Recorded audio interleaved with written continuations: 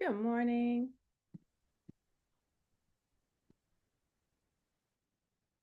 Right. Let me share my screen. See if other folks gonna join us today. How you doing, Rashida? Let me know in the chat.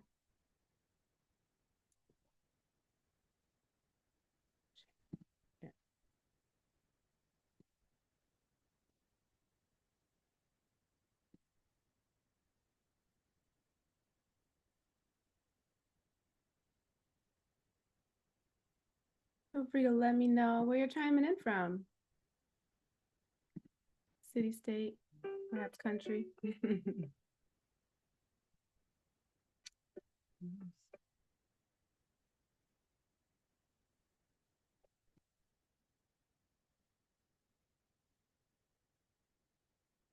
you hear me okay? Uh-oh.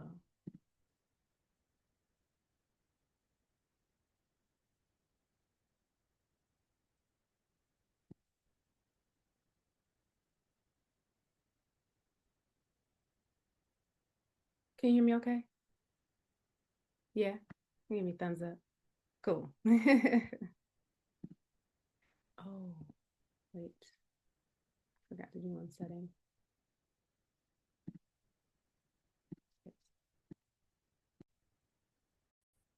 Let me get started. More people would usually trickle in. Protocol's going great. Yeah. That UTEs, it was amazing. I took the one packet after like about a week of taking it. I was like, oh, I don't feel that pain anymore when I wake up in the morning. I don't feel that pain anymore after I go to the bath. No antibiotic has been able to do that before because they put me on so many different types of antibiotics. And I was in the hospital for like a week and it still did not get rid of that. And I was amazed. I was like, I've never felt my bladder feel like this before. And then the other thing that I noticed, I used to get like really bad anxiety in my stomach, like, and then I would start to feel really, really nervous and everything. And then that's also like so under control. I would trace a thought and I'd be like, that thought would usually, cause like an anxiety attack. And now those thoughts aren't causing them anymore. Yeah, that's Carolina's testimonial. All What right, dive into this masterclass. Thank you so much for joining me. I'm Salima Harleston Luss. You're going to learn more about my story as we carry on. But first, let me learn about you. Are you someone who's been, maybe you're on your spiritual natural healing journey, but you want to go deeper? You know it's time to level up. Maybe you want to start or grow or enhance your own holistic business. Give me a one in the chat if any of this resonates with you. Maybe you're a dabbler, but you want to be a doer. So you're into being natural and holistic, but you're inconsistent. So YouTubing recipes and remedies or TikToking recipes and remedies, but maybe achieving mixed results. Maybe you're struggling to get healthier. So every New Year's resolution is about getting healthier, but you struggle to keep that promise to yourself. Or maybe you're on an extreme end of the spectrum and you're in chronic pains and you're just over ready for it to go away. And maybe you are just sick and tired of being sick and tired, or maybe you are a practitioner and you want to level up your skills so that you can support other people. So let me know if any of that resonates with you. Here are a few things that you might be wondering. How do I get to the root cause of my health issue so it goes away for good? Are herbs strong enough?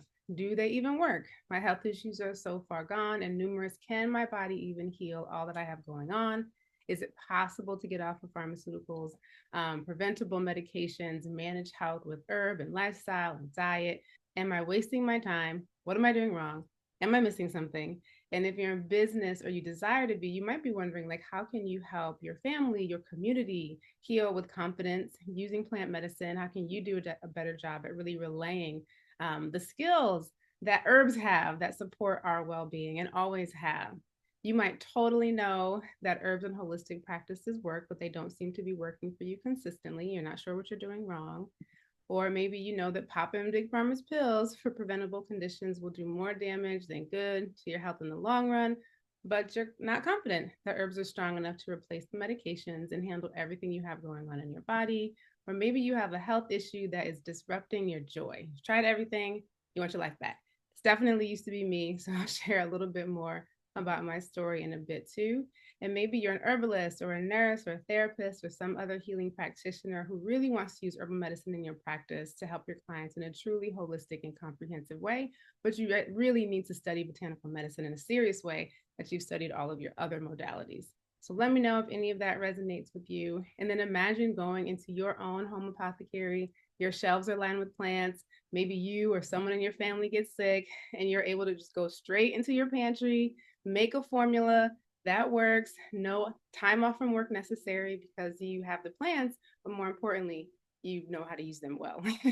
Imagine that the health issue you've been battling for years is gone. The pain is gone. The discomfort is gone. That's a thing of the past. And imagine just feeling more energized, healthier than you've ever felt before in mind, body, and spirit, more aligned. You're more focused. You're more motivated. You have the energy to work on your goals, your dreams, travel, do all the things that you really long to do. And then imagine getting testimonials like this from clients and students who have had great success learning from you or using your product formulations for them, for their families. And so here is what happened to me. Um, this was basically me on my 26th birthday. I'm glad I don't have photo evidence. I'm embarrassed to say how much alcohol I had that night. So let's just say it was in the double digits. I should have easily been admitted to the hospital, but I wasn't. So talk about grace. And really the question is like, why are we drinking so much? When I look back on that period in my life, like, yes, I was in my 20s. We could say I'm in my party phase. But honestly, I remember how miserable I was in my body. And so drinking was an easy way out of that reality.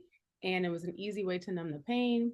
I had, chronic digestive issues, had all this musculoskeletal pain, probably like one appointment away from getting a fibromyalgia diagnosis, really bad and heavy, long periods. I used to joke that I'm just going to get a hysterectomy and thankful that I didn't do that because I have a kid now. And I was going to the chiropractor 3 times a week for years for the musculoskeletal pain. And that was really just posed as my only option for the rest of my life. But I was in my 20s. I was on medication that was giving me hot flashes, and I was having these really bad acne flare ups along my arms, my chest, my back. And I really didn't do anything about my health for another several years. So it just kept getting worse. But fast forward, when I did get serious about my health, committed to my wellness journey, in one year, completely transformed my life. So my wife Tammy and I, we replaced all the medications we had in our medicine cabinet with herbal support. We were vegetarian at the time, doing yoga, meditating, really diving deeply into our big emotional wounds as well. And then this is us winning the Power Up Business Plan competition. So that's the check in hand that we won for our new business at that time, which knew then I Will a Remedy. And we started our business with all natural herbal body care products that we also had created to replace all the commercial body care that we had in our cabinet too. And then, so the purpose of this masterclass is to share the 3 keys to getting out of chronic pain, reducing your dependence on big pharma, turning your health issue into a non-issue, to walk you through the new way to approach healing that gets you to heal the emotional root cause. It's a very simple method. And to explain how you can work alongside me to improve your health in a truly holistic way. So you have a full toolbox of plants and spiritual practices that you can use to stay on the healing highway, to stay in alignment with yourself. You might be wondering, who is this woman? I am Salima Harleston Lust. So with I Will a Remedy, the company that I co-own with my wife, Tammy, I've helped over 2,100 people personally make breakthroughs in their health. I Will a Remedy products have touched over 20,000 households worldwide. Our courses have taught over 6,000 students. I've helped adults improve their health from a plethora of issues, from debilitating periods and autoimmune conditions, anxiety, trauma, gout, high blood pressure and cholesterol, fibroids, neuralgias, anemia, depression, low libido, allergies, PCOS, and more. I've helped people get pregnant and save thousands of dollars by avoiding costly surgeries. I'm a graduate of Spelman College. Let me know if you're HBCU person in the building. I also went to Columbia University, and I was served in the Peace Corps as a teacher. And I graduated from apprenticeship program when we lived in Brooklyn. So I've been teaching, healing, making the world a better place for more than 10 years in my own way. I make herbal medicine, meditate, pulling cards every day. Like it goes out of style, always thinking about how can I be in greater alignment with myself and therefore help serve and support other people. And I got bars. So I've been making Tammy and our son Niles laugh with my freestyle rhymes. I used to put them on IG, but I just got out of the practice. Forget to do it every now and then. Been making every conversation deep in some form or another since '09, nerding out on spirituality since birth. So I'm a Pisces sun, Sag rising, moon is in Capricorn, so I know how to bring some structure to spirituality. And Jupiter is in Scorpio in the 12th house. So spirituality, transformation, just a really big part of my makeup and my personality. But definitely on my journey, I've done a lot of things right, more things wrong. So as a teacher, I like to share my mistakes so that you can go further faster. So this is me in 2010. I was definitely more miserable than I look in this picture. Tammy and I had just gotten married. We bought our first property. I was working in a new position at my job, had gotten a 50% raise. Life was on the up and up. So we thought we were living the dream. Then we got on our honeymoon right after our wedding. And I just got the worst sinus infection. So for the entire 10 days, I could barely breathe. We were supposed to be having the time of our lives, but I had pounding headaches, was, excuse me, all congested, just miserable. So this is me not really giving my full smile that I won best smiles for in high school. And because we were so excited for this trip, we love to travel. This was the first time that I truly felt like, wow, being sick is getting in the way. This is preventing me from enjoying my life the way I wanted. So it was a huge reality check because obviously this was not how I envisioned experiencing my honeymoon. I had no medicine, did not know enough Spanish to get by, had no hope. And we stayed in a really remote town in southern Spain. So the best thing that I could do to come up to provide some relief, honestly, was drinking Campari and soda. Just terrible. I don't even like it. So this marked the turning point because I already had a lot going on. So with the chronic digestive issues and the musculoskeletal pain and the acne and the hot flashes, and now it's like, oh my gosh, the sinus infection, I can't breathe. So it was a hard time. This was my realization that like, okay, my body's falling apart and I don't really know what to do. But I also had a really good friend. I think that the universe is abundant and always brings you your answers and your solutions. So I had a really good friend at the time. They were vegan, had been for years, just authentically spiritual, had this amazing glowing skin, like their health just beamed from the inside out. And for years, we would talk about all things spiritual. This friend is the one who got me into crystals, but then they would start talking about herbs and yoga, and I was super resistant. I was like, I don't know. I don't want to do that. Let me take a bite out of my McDonald's burger that I was using as hangover food and stop talking about herbs, which is crazy given what I do now. But Nico invited Tammy and I to yoga again. I finally said yes. And when I went, I sat on the bench, I was sipping tea after my first class, and I was like, wow, I really like it here. So that one, yes, just opened up a whole new path where I just learned about this wellness world where people were not in pain, they were healing, they were using plants. It's like their primary healing modality instead of big pharma. People who had similar pain and issues and chronic pains that I had that they had completely healed from, they were thriving. And so the more I listened to other people's stories and their transformations, I began to believe like this is possible for me too.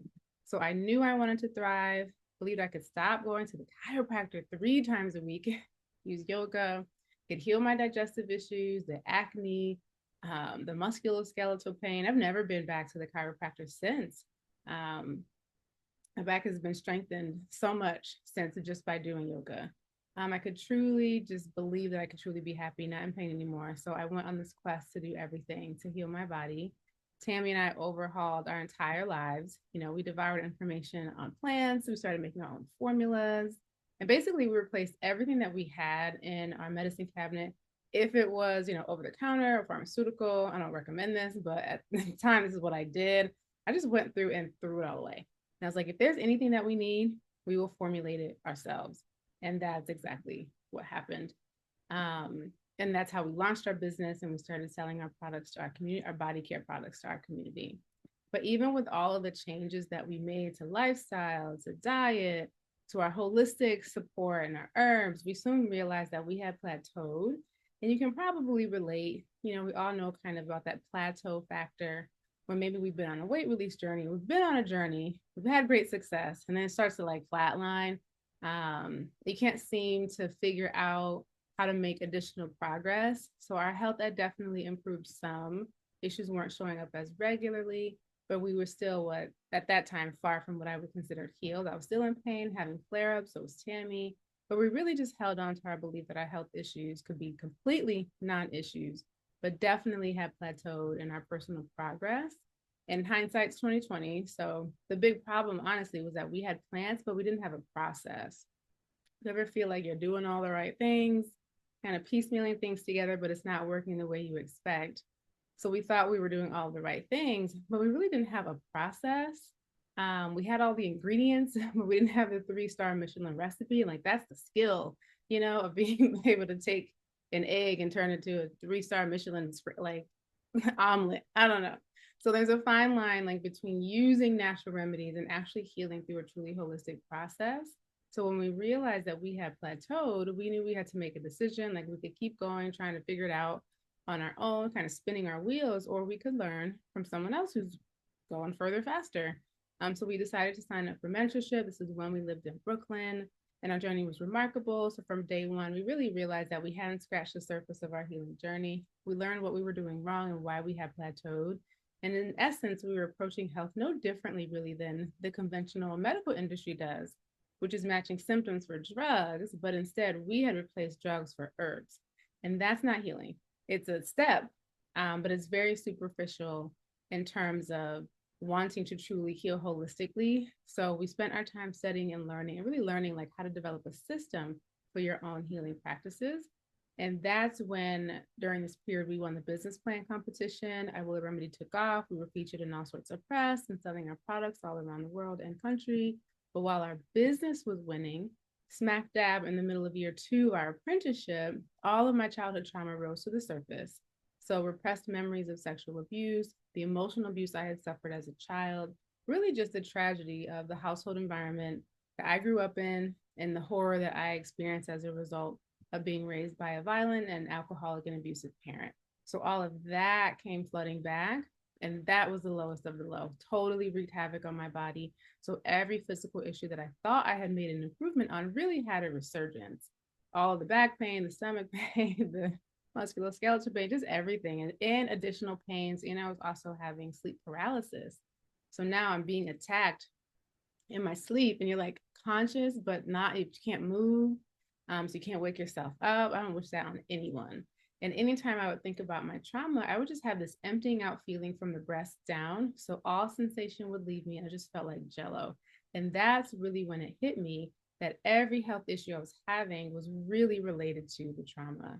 And so, as hard of a time as this was, it was also now a period of accelerated healing because I was absolutely more determined than ever to heal. I just refused to accept any other type of outcome that did not result in me feeling completely in control of my health, my mind, my body, my energy, my emotions, just everything.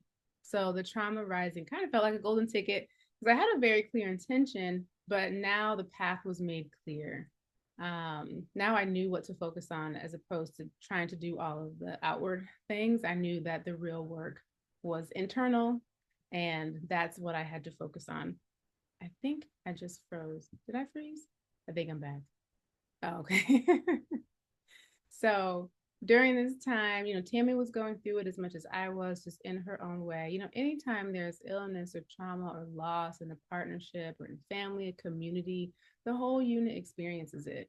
So together, while we were going through, just kind of the unique processing we each had to do with my childhood trauma, that's when we developed the Calypso Healing Method, where we really combined and integrated all of our work with plants and natural support and our learning from other healing modalities.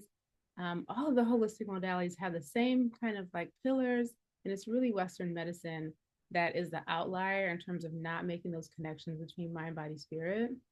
And so this is when we could develop our own process for being able to heal physical pain from the emotional root cause, because we knew that the trauma, now we were clear, we knew the trauma was the source of the pain. But most people, starting to happen more now, but nobody really tells us, how do we heal our emotional wounds? And how do we make that connection between that internal conversation in our mind and mental spaces with our physical, with those physical manifestations? How do we repair that conversation? So that's what we developed. That's how we began to approach and develop that healing from the inside out. And from then, can't tell you how good life got. This is our son, Niles. So we went through the process. Um, and nothing ever ends, but by the end of the process, basically had no pain, no stomach issues, no anxiety, no recurring acne, not going to the chiropractor anymore, like not 3 times a week. I'm not against it. It was just posed as my only solution. Not taking pharmaceuticals.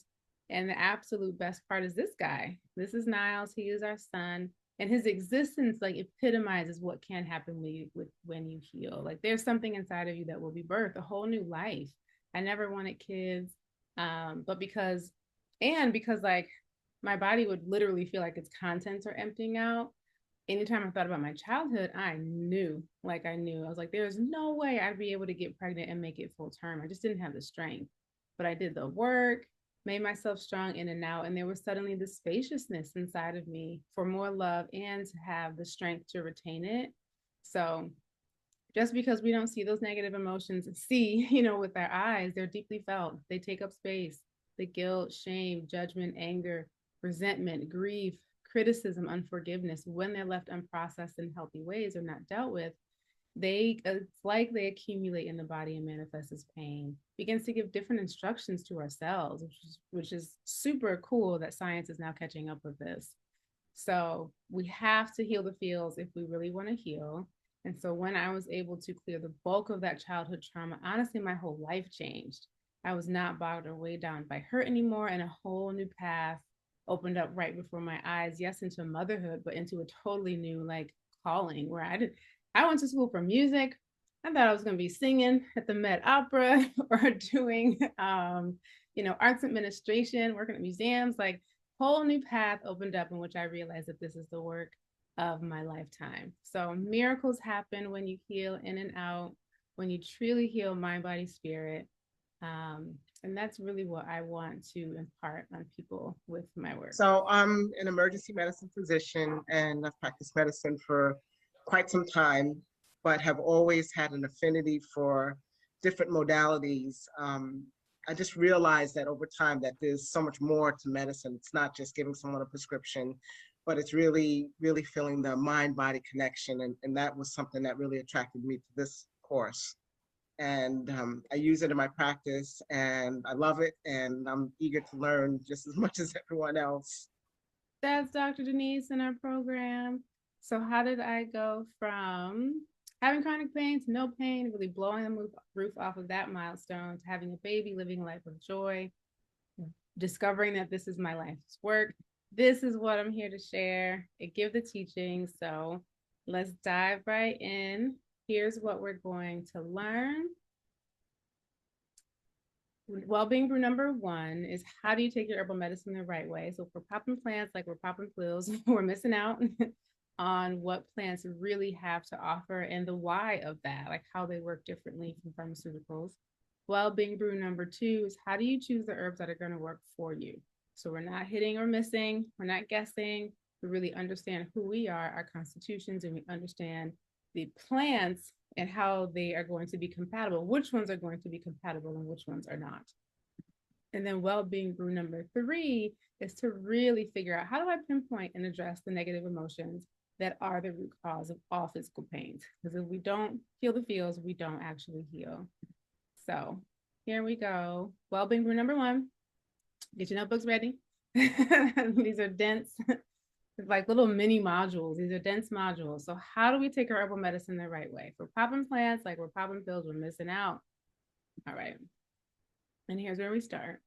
Because we live in a culture where big pharma is in charge, unfortunately, we've really been conditioned to think about medicine and to approach taking medicine in a certain way. Few know that systematic reviews of hospital charts found that even properly prescribed drugs, aside from misprescribing, overdosing, or self-prescribing, cause about 1.9 million hospitalizations a year. Another 840,000 hospitalized patients are given drugs that cause serious adverse reactions, for a total of 2.7 million serious adverse drug reactions. About 128,000 people die from drugs prescribed to them, properly prescribed drugs. This makes prescription drugs a major health risk, ranking 4th with stroke as the leading cause of death. We never see the statistic. We never see the statistic of how much the risk is when it comes to taking pharmaceuticals. If a plant sent 128,000 people to their death, we would never hear the end of it. So it's like we really have to think about what the information that we are fed and why we think the way we think when it comes to um, pharmaceuticals. And that goes way back to 1910 when the Flexner Report was launched as to why we don't learn about plants in the same way that we learn about pharmaceuticals. So, because of our conditioning around medicine, one of the big questions when people are thinking about plants is, are plants strong enough? Like, do they work? And the real problem is that people think it's a one-to-one equivalent, and it's not. So we think that instead of taking pain relievers, we might drink one cup of tea and then wonder, like, why hasn't this migraine gone away? And so now you begin to question the validity of the plant medicine. And when we do that, we think that the herbs don't work. When compared against pharmaceuticals, we're really speaking from a place of ignorance. We end up dismissing thousands of years of intelligent use, research, and results. This is the oldest medical model of humanity, plants. People and plants, we co-evolved together. We've got to go back to biology 101. So if plants didn't work, we literally wouldn't be here because we had to rely on them for shelter, for clothing, for food, and for our cures. And pharmaceuticals are only around 150 years old. So really think about, well, humans been here longer than 150 years. So what did we do before? We use plant medicine. It is the most biologically compatible medicine with our bodies because we co-evolved together. And so when people think that plants are not well researched, that's also coming from a place of ignorance. There are thousands of public and published clinical reviews and trials and research on the pharmacological constituents within plants and how they affect our physiology. So we keep having this debate. It's purposeful. And honestly, 1/4 of the pharmaceuticals still on the market today are synthesized from plants. So the research is happening, is thinking about the intent underneath that research. Why? If you read those papers, you'll see like, oh, the actions and the activity within this plant could be a novel, new way to approach healing these kind of diseases when we use plant compounds. So plants are really the source of how drugs come to be. And so when we also think that there's this one equivalent, like if I can just replace this pill with this plant, we're going to get frustrated because they are not the same. Plants have thousands of constituents within them that are working synergistically with our bodies and with the cells within our bodies. Pharmaceuticals are made from one active ingredient and a few others that are really designed to force the body one directionally. But we'll talk a little bit more about that. So when we think it's just this one-to-one, side-by-side comparison, you might end up frustrated thinking that plants or just holistic isn't for you. You give up and assume that a life with pain, illness, disease, that's just the normal. And so here's what we really need to understand when we zoom out. Drugs force, plants prevent, restore, and they repair.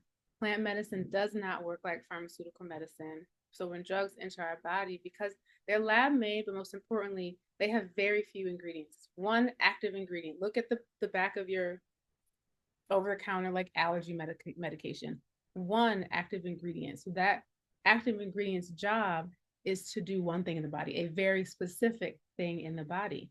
But when plants enter your body, they work in multiple ways because they have thousands of constituents that are working together to help restore, repair, maintain our homeostatic systems. Of the more than 55% of Americans who regularly take prescription drugs, they are taking on average 4 different types of medications. Statistics show that when people start taking pharmaceuticals, they usually end up needing to take more, be it in the form of additional drugs or in the form of higher doses. And the reason this happens is because the drugs are forcing the body to do one thing, and your body does not work like that. It's always going to try to rebalance itself, counteract whatever the drug is forcing it to do. And as a result, the milligrams of the prescription have to go up. Or instead of taking 2 over-the-counter pain relievers for your recurring headaches, now you need 4. So the body keeps trying to counteract the medication, and the effects of the medication decline. So maybe you started off with needing 2, now you need more. I read in a comment yesterday, I was so afraid for that person. When they have a migraine, they take 7 200 milligram pills of ibuprofen. And it's like, that is harmful. People have no idea what NSAIDs are doing to their gut lining, to their liver, and to their kidneys. And it's like, ooh, that's bad. That's really bad. So it really does, when these interventions happen, it just starts to spiral if that is what we are using as our only method of being able to help our bodies heal.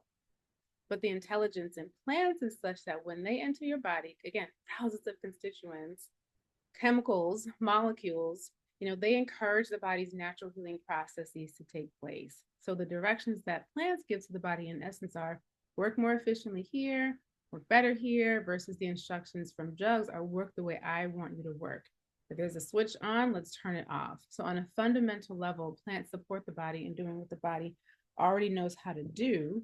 But as circumstances would have it, be it lifestyle, diet, stress, emotions, that internal conversation, the body isn't functioning and managing itself as optimally as it can.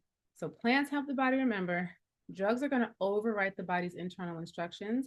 And I'm also not saying that sometimes we don't need that. Someone's in a car accident, broken bones, they need that pain, those pain receptors to be turned off immediately, right? But drugs are going to overwrite the body's internal instructions and self-management. So drugs ultimately help the body forget. So here's some examples, like with plants. Skullcap, Skeletaria latiflora, helps myelin sheaths.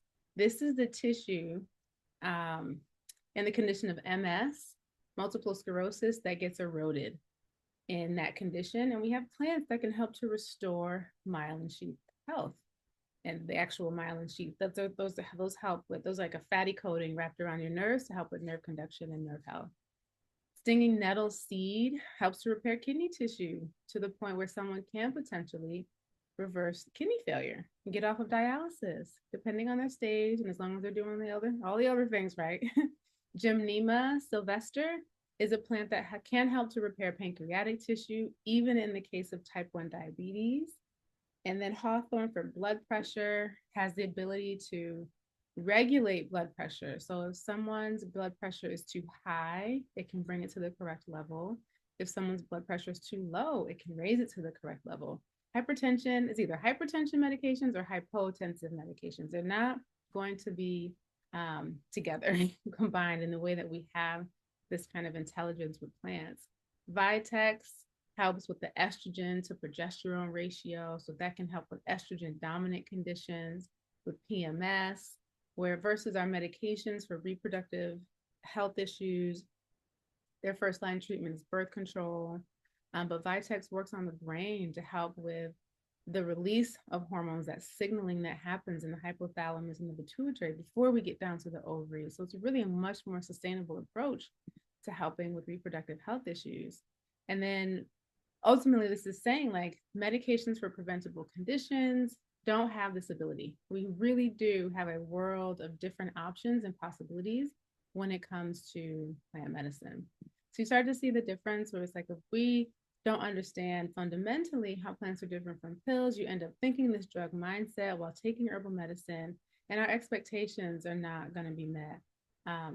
You'll assume that assume that plants don't work, when really we've been conditioned to think a certain way about medicine that doesn't apply to herbal medicine or any holistic modality for that matter.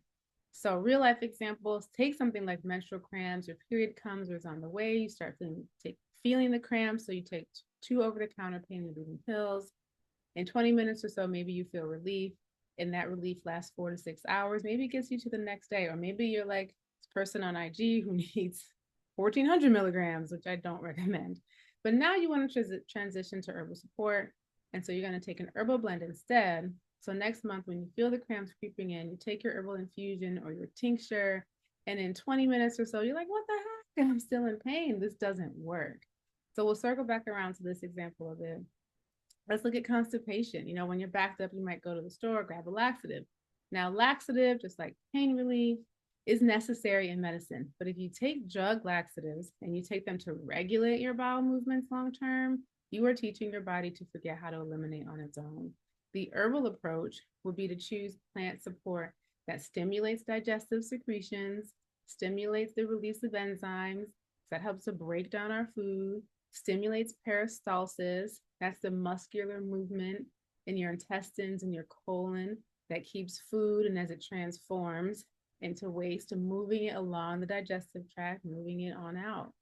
So there's a natural sequence of events that happens in the body really from the time you start thinking about food and smelling and salivating to the time it's eliminated. And drug laxatives skip the beginning and just go straight to the end of the line, get whatever's in out.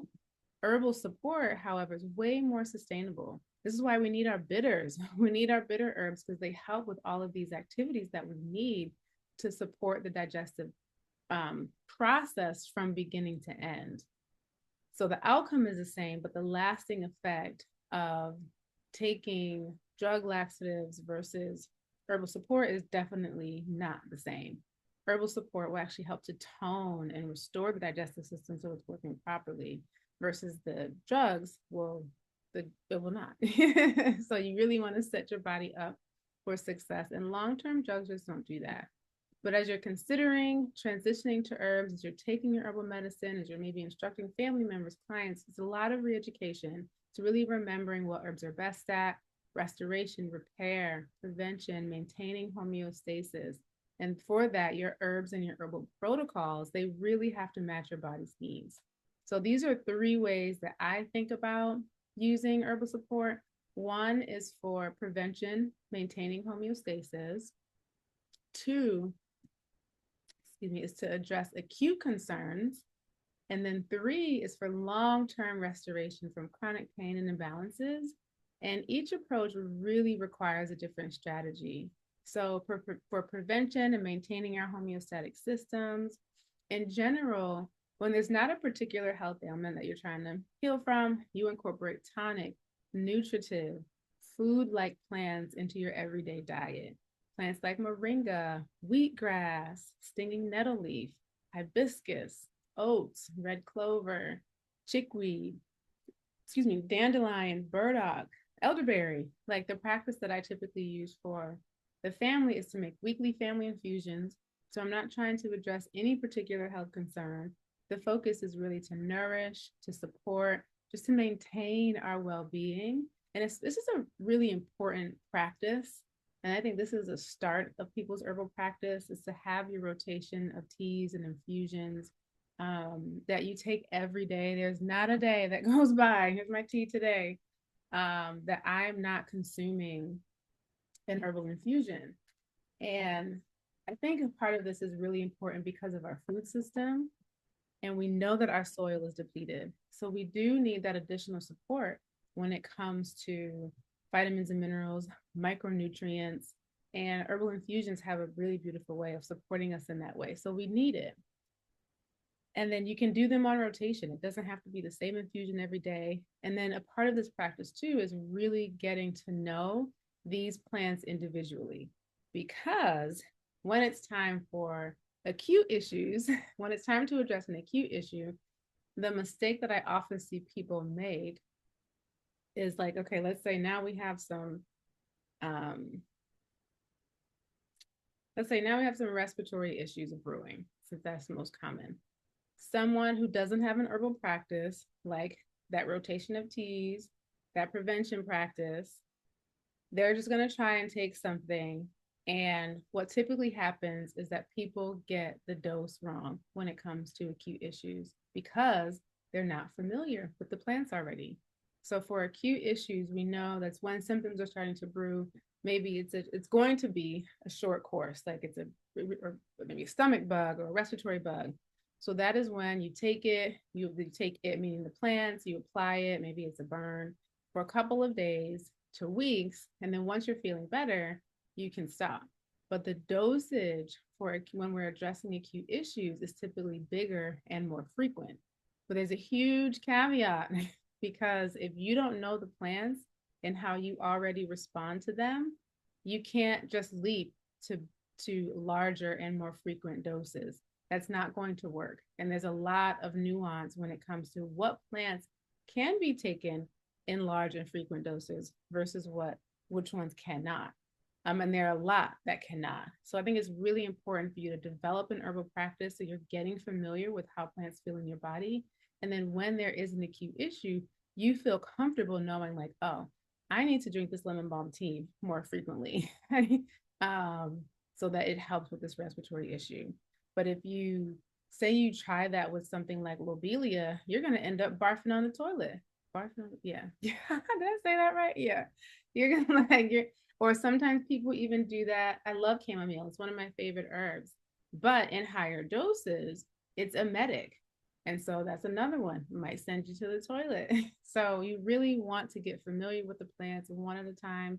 And that's where that first kind of like protocol strategy comes into place. Just develop your herbal practice, one infusion a day, get to know them, and know how you feel with them, and play with the doses before something happens, because you want that confidence during an acute issue.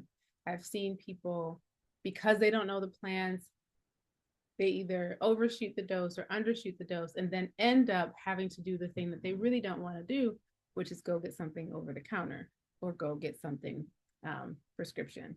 And you don't need to do that if you know what you're doing, if you're familiar with the plants.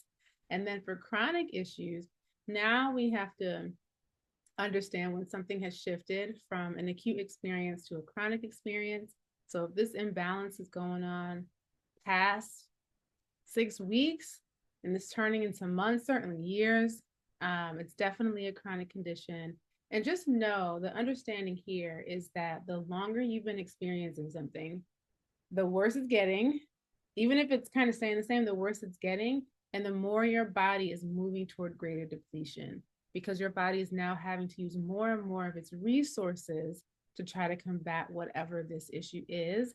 And the longer things go on and progress, the more they become multisystemic. So a respiratory infection begins to turn into, or that inflammatory process, like it continues to kind of like dysregulate. It might turn to musculoskeletal pain. Like it becomes more and more than just confined to the respiratory system, if that makes sense.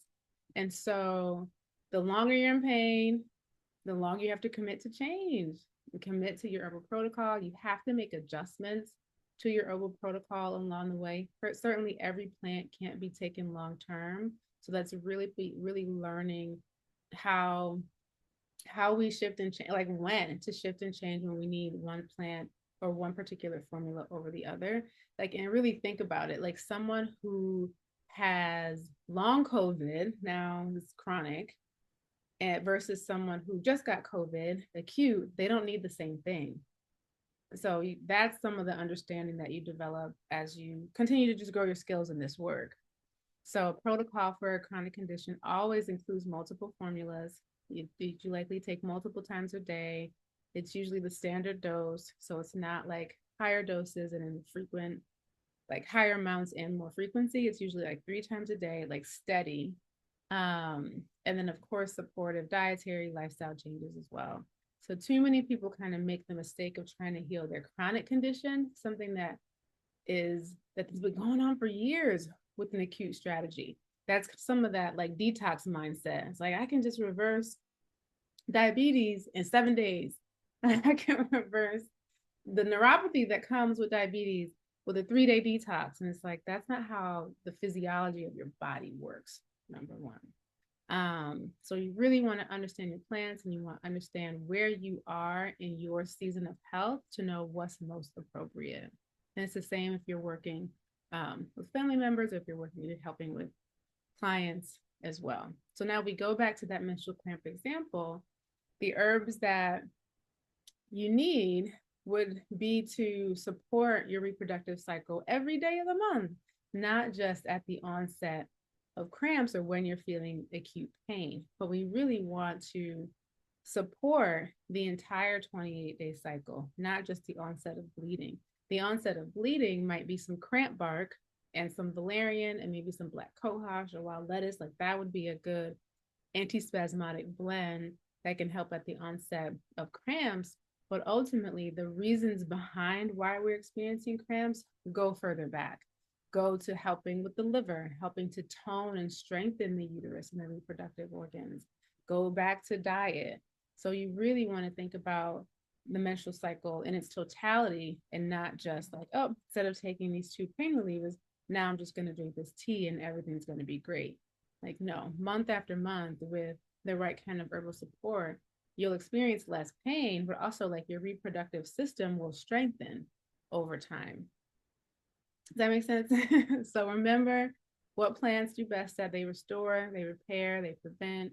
Your herbs and your herbal protocol, they have to match your body's needs.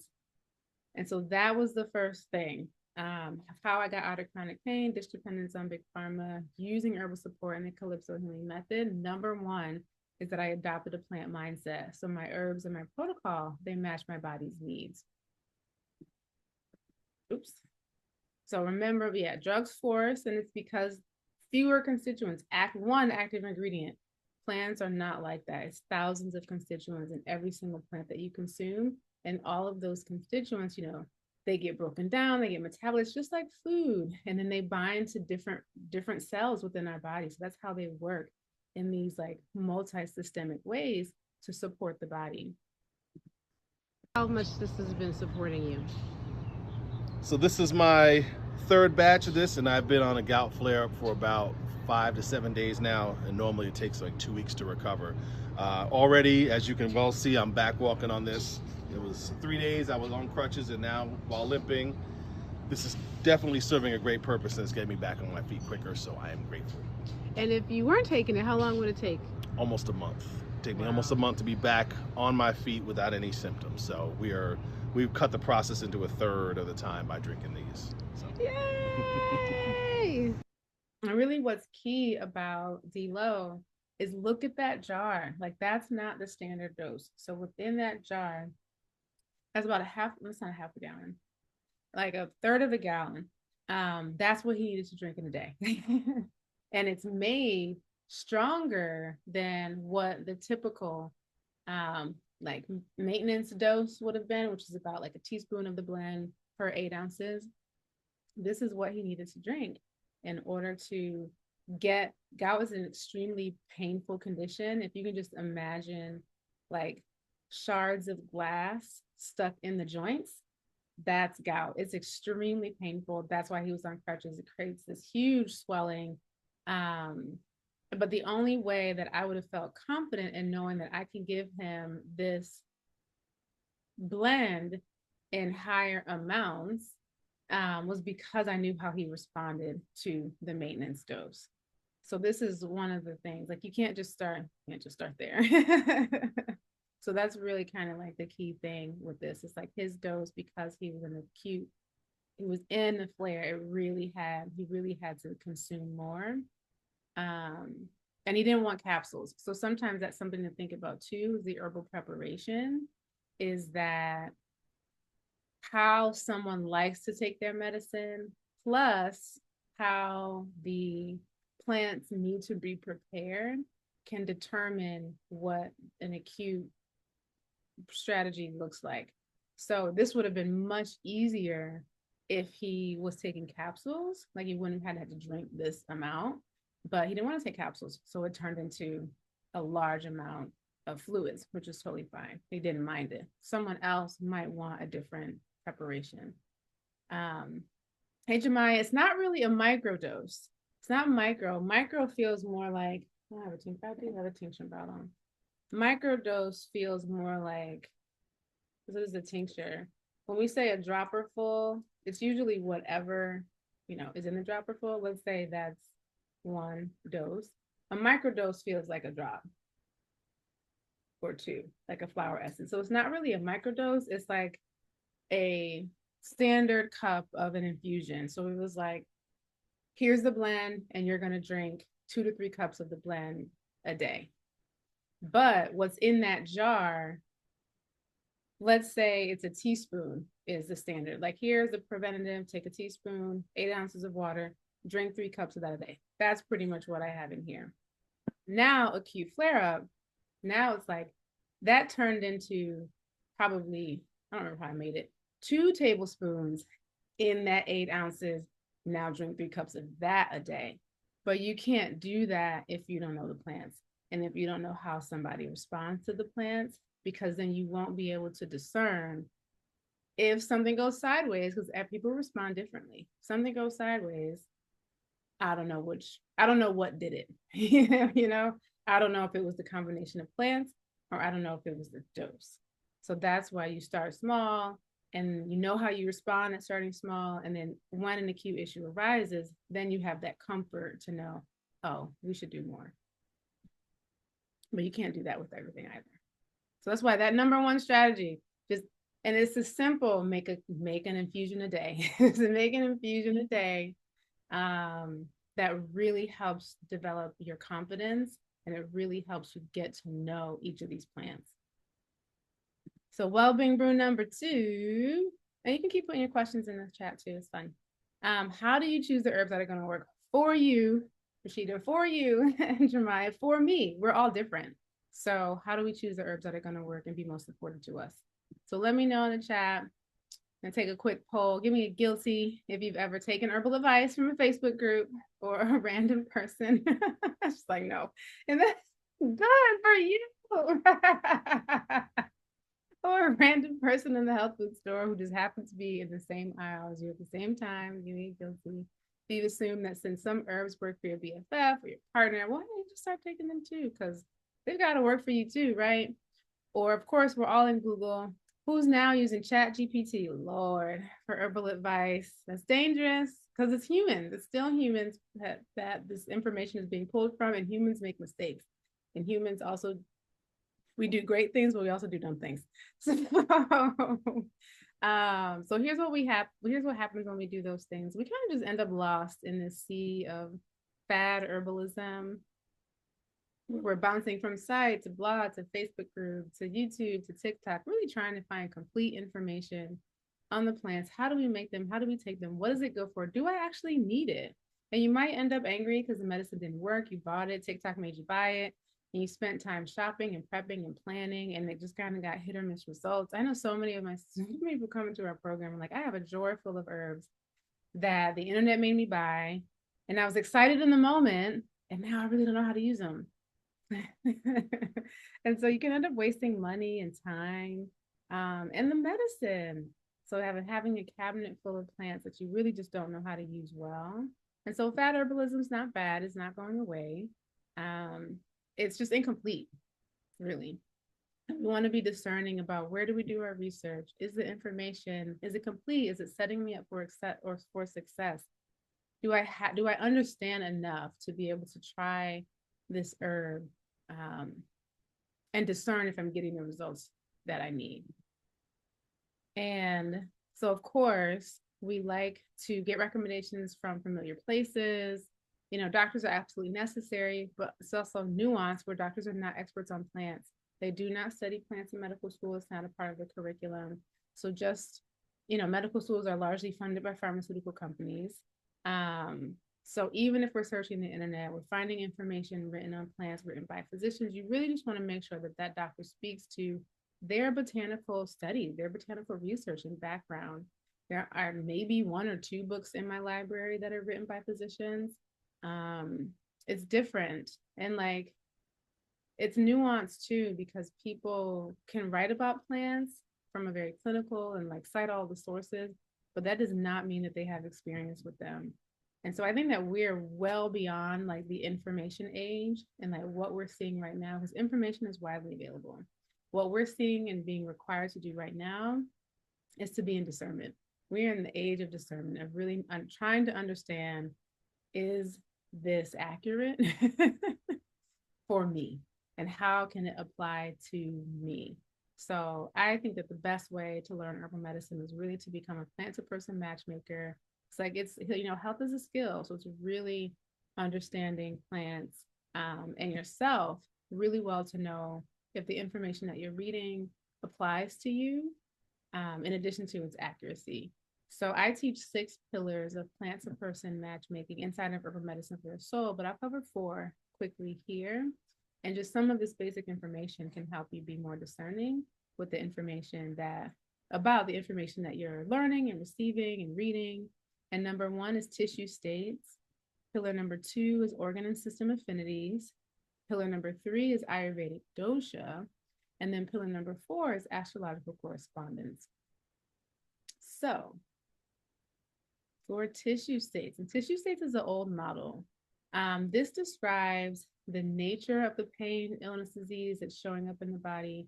There are 6 different tissue states: heat excitation, cold depression, they're all 2 words, dry atrophy, damp stagnation, damp relaxation, and wind tension. So they are describing how the tissues of the body are responding to temperature, to how the tissues are responding to the levels of moisture. Are the tissues retaining moisture or are they not? And then to the tension that exists between the tissues. So you want to know your tissue state of your imbalance.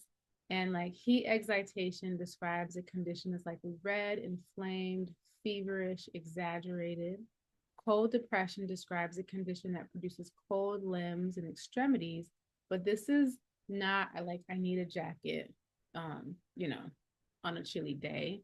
Like this is a deep-seated kind of coldness where the tissues of the body are becoming unresponsive and underactive. Think about our like hypo conditions. And then for dry atrophy, you're looking at a condition that's withered, it's dehydrated, it's brittle, frail. Damp stagnation is where the fluids in the body aren't being released or they're not moving efficiently. So the condition produces congestion, swelling, and sluggishness. Damp relaxation is like excessive fluid loss, which leads to nutrient loss. It's like the body can't hold the moisture in. So you're leaking, you might be bleeding passively. This could be passive menstrual blood, like really heavy menstrual bleeding. Some people have passive nosebleeds, or it could look like that profuse sweating.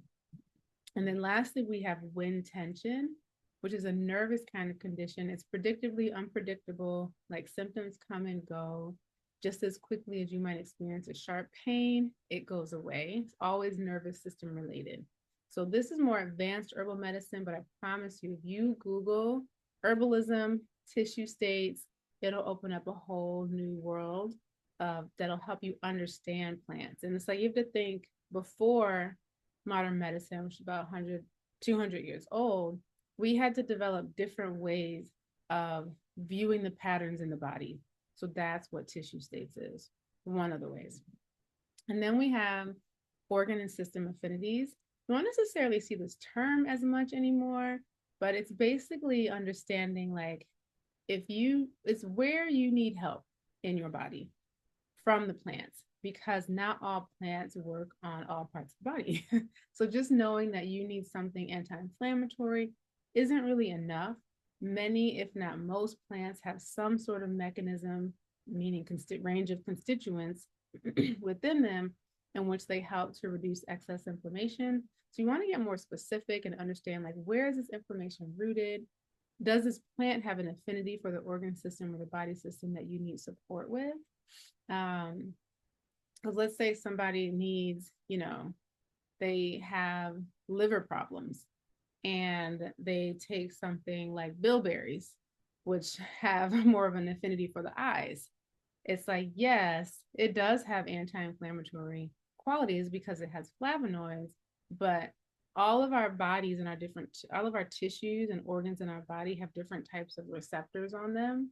And so the receptors in the eyes are different from the receptors in the liver tissue. So that's kind of what this means, is the organ and system affinity. It basically means, like, on a cellular level, does the plant's molecules and constituents, do they interact with the cells that we need support with? Because otherwise we will still have a benefit, just not the benefit that we are wanting if it's for a particular issue. And then Ayurvedic dosha. So Ayurveda is huge. It's the ancient healing modality from India. And within it, there are 3 doshas or elemental constitutions. Those doshas are Vata, Pitta, and Kapha. So everyone has a primary dosha or combination. And this is your basic nature, your constitution, it's your makeup. It doesn't change over the course of your life. However, when you are so far away, so off balance from your dosha, it can kind of seem like you're of a different nature. And the plants affect the doshas in different ways. So you want to know your dosha, and then you want to know if the plants that you're researching or taking, are they balancing aggravating or neutral to your dosha. Because if you take plants that aggravate your dosha for long periods of time, you will find yourself in more pain and discomfort. So one way is, there's so many dosha quizzes online. I would probably take 5 to make sure they're kind of saying the same thing, same level of depth, and also that resonates with you, and that it resonates with you when you were in your most vital state, if that makes sense. Because sometimes I remember taking a dosha quiz 20 years ago, and it was predominantly kapha, but I was in that's when I wasn't feeling great. Like, that's when I was in the most pain. And so once I started healing, I really realized, like, oh, I am vata all the way.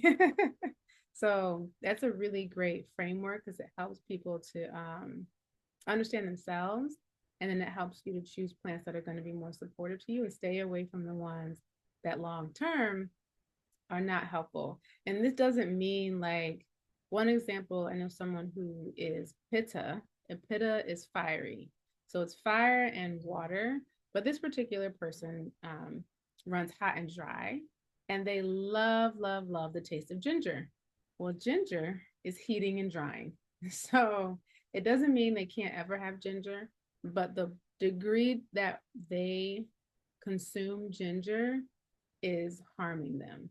And you can see the harm because another framework is using tongue analysis, traditional Chinese medicine tongue analysis, and you can see the dryness on their tongue, because this is deep crack down the center, cracks along the sides. Like, there's a deep-seated dryness that if they just pulled back on the ginger, it would be so much helpful. And if they added more moistening herbs, like some okra water or some slippery elm or marshmallow root, that would help to balance that heating and that hot and dry with some cool and moist. So that's how this is very intuitive when you start to think about it from the lens of the elements: hot, cold, dry, moist. And we're oriented one way, plants are oriented in their ways as well. And then the fourth one, because I also love astrology, and I use medical astrology in my practice a lot, because it helps me to see people on paper. It helps people to see themselves on paper. But medical astrology is a really old modality. Some of our first medical systems were herbs and astrology. Like, doctors used to have to pass their astrological exams in order to become doctors prior to our modern paradigm. And so what medical astrology, here's how we can use it in a number of ways, like to determine your constitutional strengths and deficiencies. You can use it to assess your vitamin and mineral needs, the timing of procedures and surgeries. I've done that kind of work with people before, and it's usually when to not have the surgery, even how to choose a practitioner for you, especially a surgeon, if you can. Our system makes that a little bit more challenging. And how I use it the most is to reverse engineer, where is pain, illness, disease? Where is it rooted based on your natal chart, the transits, or the progressions? And so in medical astrology, the signs rule different areas of the body. So that's the region, that's the anatomy. The kidneys rules Libra rules the kidneys. It goes from the head. Aries rules the head. This is the throat region. This is the lungs and the arms. This is the stomach. Leo is the heart. Virgo is the abdominal system region. Libra is the kidney. This is the sex organs. Scorpio, Sagittarius is the hips. Capricorn is the knees. Aquarius is the ankles and circulation. Aquarius is a little different. And then Pisces rules the feet. So that's the region, kind of going from head to toe. It gets way more granular too within each region, but that's a good place to start. And then the planets can produce different physiological effects depending on their placement. And then the house, these are these pie slices, and this is my chart. The house rules what area of life is most affected. So the house gives us big clues into the emotional tension someone might be experiencing in this area of their life. And that helps to provide a roadmap on how to release it. So I can use my chart as an example. I don't have the issues, great. I mean, none of this is fate either. This is like if someone has an issue, because it's always based on that internal conversation, let's reverse engineer. Where is this tension showing up in your life? And let's walk our way back from it. So, two of the planets, oops, that tend to cause the most tension within us are Mars and Saturn. And those are really good places to start when it comes to doing like a medical astrology analysis. And they're easy to understand because they're kind of opposite in their physiological effects. Mars is stimulating and heating and drying and infecting and invading. And Saturn is cold, obstructing, hardening of tissues, creates, think like, this is a really good example.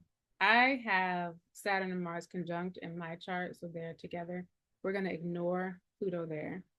But if we just said that there was Mars in my Libra, that would create a tendency, if I'm having emotional issues in this area of my life, that would more likely lead to UTIs, like chronic infections, versus if it was Saturn and take out the Mars, and I'm having issues in this area of my life with relationships and friendships and group involvement, because that's what this represents, that would more likely generate kidney stones. That's the difference, where you can see the pathology is different and it's opposite. So a really cool way, there's a type of analysis that we do to help mark what are the testimonies for something based on what someone's experiencing. And then we start to have a conversation like, okay, we've pinpointed that Libra in your 11th house is really where your issues are stemming from. So let's talk about Libra rules relationships, it rules harmony, it rules all relationships. In this house, it's ruling friendships and your group involvement. This is the natal chart, yeah. And then we would start having a conversation with the emotional tension that's arriving for this person in this area of their life. And then that usually reveals a lot. And then we can also think about, then we add our plant work, where it's like, okay, if it's a Martian issue, then we probably do want some Saturnian plants along with some moon plants. If it's a Saturnian issue where we're getting those kidney stones and there's a hardening, there's a rigidity, you're probably feeling like maybe issues with boundaries, then we probably do want some of that Martian energy. We want some of that heat and also still some of that moistening quality. So it gets really detailed. I nerd out about this. So I have some videos on YouTube that go more into it. But this brings in, this whole section can kind of be wrapped up with an example as well. So if we take three people that obviously I don't really know, when I know Oprah and Beyonce, y'all know I know Oprah and Beyonce. So we have Beyonce, we have James Baldwin, and we have Oprah Winfrey. So let's say that everyone here is experiencing chronic constipation. The difference is who they are. Beyonce's tissue state is heat excitation. Organ and system affinity for everyone is the lower intestine, colon. Her dosha is pitta. And astrologically, let's just say that there's some sort of dominance in the element, which keep it by element, in fire. That could be planets, that could be the houses, that could be aspects. James's tissue state is wind tension. His dosha is vata, and that's more air. And then astrologically, he has a dominance in the element of air in his chart. And this Oprah's tissue state is damp stagnation. Her dosha is kapha, and she has a dominance in the element of earth. So already they're totally different, even though they're experiencing the same physical condition. And so what folks, typically do, here's a laxative, go get whatever's in, let's get it out. We'll most likely say, hey, let's take this to Google and search for herbal remedies for constipation. A lot can come up: slippery elm, dandelion, senna, aloe, cascara sagrada. People are into duck flower right now. It's just like very harsh. Even elder can come up as a laxative. Burdock root. So many options that can help with constipation if they're a good match. And this is where we start running into problems because you really don't know which one's going to work. We can Google symptoms, you can Google herbs, can't Google you. So you might pick what you already have, or you might say, okay, well, 3 websites said this, so I'm gonna try that. But these people are really experiencing constipation for very different reasons. Beyonce is dehydrated. She runs hot. She's Mars and I believe she has Mars and Leo above the horizon, which is super hot. And so people who have planets in Leo, people who run hot, that recommendation of drink 8 glasses of water a day, no way. That's like not nearly enough in terms of how much hydration and fluid intake they need because they run hot. Their metabolism is faster. They literally burn off fluids faster. So hers is related to dehydration. You know what your stool looks like when you're dehydrated. It's really hard for it to come out. And then James is related to nervous tension. So he's uptight, he needs to relax, he needs to let go. You cannot be so internally constricted and also eliminate with ease. And then Oprah's is related to having a sluggish constitution. That damp stagnation, that's a kind of, if you were to imagine your circulatory system, that's your blood, and your lymphatic system, if you could imagine those pathways inside of you, which kind of run everywhere, that it looks like a traffic jam, that's what damp stagnation is, where there's just so much excessive fluid congestion that they're really bogged down and heavy. So it's not just like snotty nose kind of congestion, it's the like circulation is swelling kind of everywhere. So it's heaviness. So do they need the same medicine? No, they definitely all need relief, but ultimately that relief will come through different plants if we're doing an herbal approach. Beyonce needs cooling because she runs hot. She needs cooling, moistening, anti-inflammatory herbs just to be cooled down, rehydrated with our moistening herbs. So slippery elm will be a great option for her because slippery elm, or if you know okra water, that like really viscous quality around that helps to moisten the tissues, and it creates a nice coating for the tissues as well. So that would be really helpful for her. And then James needs nervous system relaxants. So he's got that wind tension tissue state, and he also needs warmth because when we're in a vata state, vata aggravated state, that tends to run cold. Think about wind. Think about what a breeze does. It brings coolness. That's happening inside. So we need warmth and we need relaxation. And then Oprah needs movement and flow and digestive stimulants and detoxification. When we have those congested pathways, toxins end up getting reabsorbed into the bloodstream because they're not moving out efficiently. So she would need some of those cleansing and blood purifying herbs. As it starts to come together, so like burdock would be a really great choice for Oprah. Chamomile and ginger would be a good combination for James Baldwin versus like Beyonce. I was like, who's that again? Beyonce would need like those moistening herbs, slippery elm. That's a deeper one. I have a big lesson inside of herbal medicine for the soul on that. But now you can research tissue states and really start to understand it. Because that's the one that has all the 2 names like dry atrophy, damp stagnation, wind tension. But once you understand it, any framework to help you understand people will help. These are just the ones that I really like. Yeah. So this student said, figuring out my tissue state and researching more has been a mind-blowing experience. I've been combating stomach issues for a while now, and I feel like they've gotten a little bit better.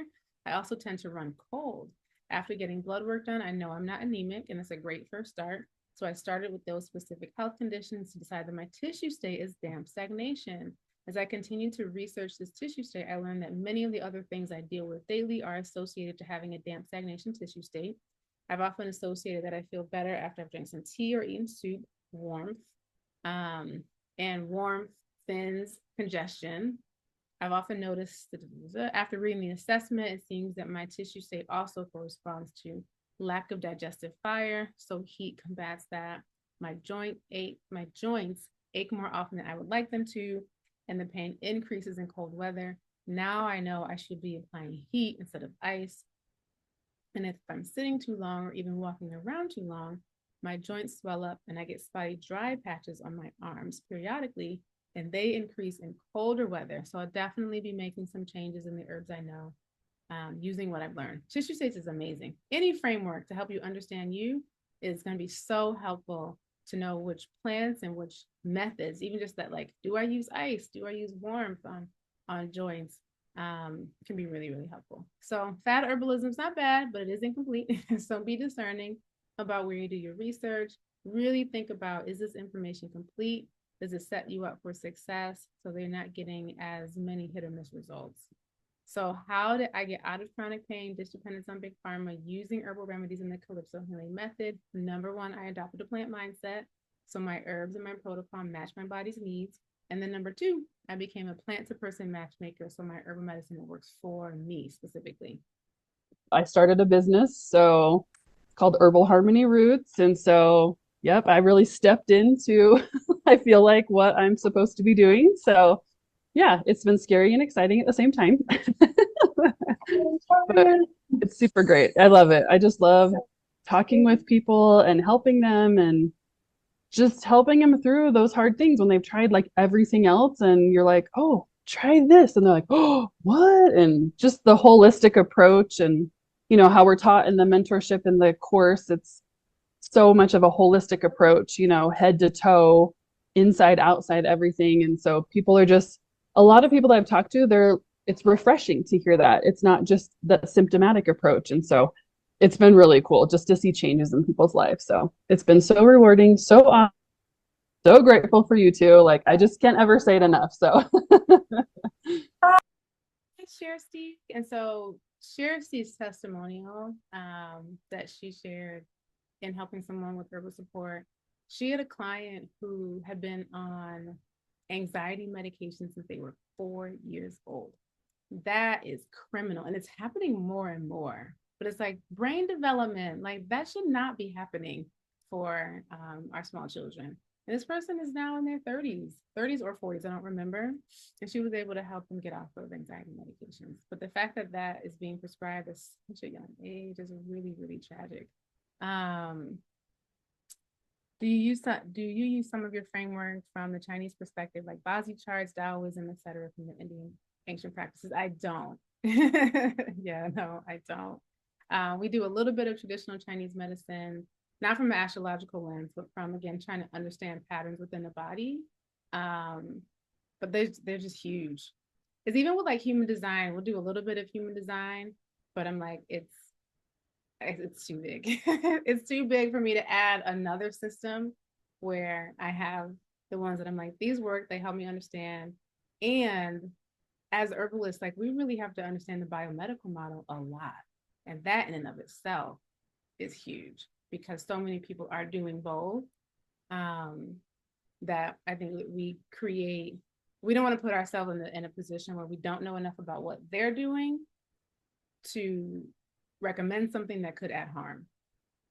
So it's like between trying to understand our healthcare system and how that works and pharmaceuticals, and I love astrology and I love Ayurveda. I love Ayurveda, but even that I haven't gone all the way into. I'm like, I need enough so people can understand who they are. I'm like, I'm good. I'm like, the sciences start taking me out. Like, yeah. It's just like, okay, hold up. So that's where I take it. And astrology is just so huge. So it's like, all right, I have one that all of these, especially in the plants, like I didn't even talk about the plants. Like there's so much and they all have so much depth and breadth. But it's like, if I add another system, I'm not gonna make it. But I think that to your question too, it's really all of our ancient systems. When you distill them, they're all saying the same thing. It's just a different language of the patterns. So once you understand pattern recognition, it's like choose whichever ones like you love. And it's the biomedical model that's the outlier that does not do the pattern recognition when it comes to mind, body, spirit. In the body, yeah, they got the medicine, like they got the body down, but they don't have the mind and the spirit down, the mind and the emotions down. So yeah, I do So you use what you love to study. Yeah. Yes, Shemaya. Yeah. So well-being brew number 3, how do I pinpoint and address the negative emotions that are the root cause of our physical pains? So let's do another poll. Give me a guilty. If you thought, if I just eat right and exercise, I'll be healthy and that's it. So here's what happens when we believe that. Folks get lost in the seas of diets, detoxes, workout trends. Give me a guilty if you thought, well, I just need to go vegan. I need to go keto, paleo, or no, maybe I should be raw vegan. Give me a guilty, even try the blood type diet. It's so much. Or I need to do this HIIT workout, or let me do this yoga, or let me do this other yoga. We have llama yoga up the street, and we have alpaca yoga in Powder Springs up the street. It's like, no, I need to do CrossFit, this 5K, or no, I need to do this 3-day juice fast, or this 7-day detox, or this 10-day everybody's got parasites now. And it's like, part of that is true, but that doesn't mean that they're pathogenic. Like, we have microorganisms all around us, but it creates so much fear. So give me a hashtag guilty if you thought that all I need to do is change my diet, exercise more, and I'll be healthy.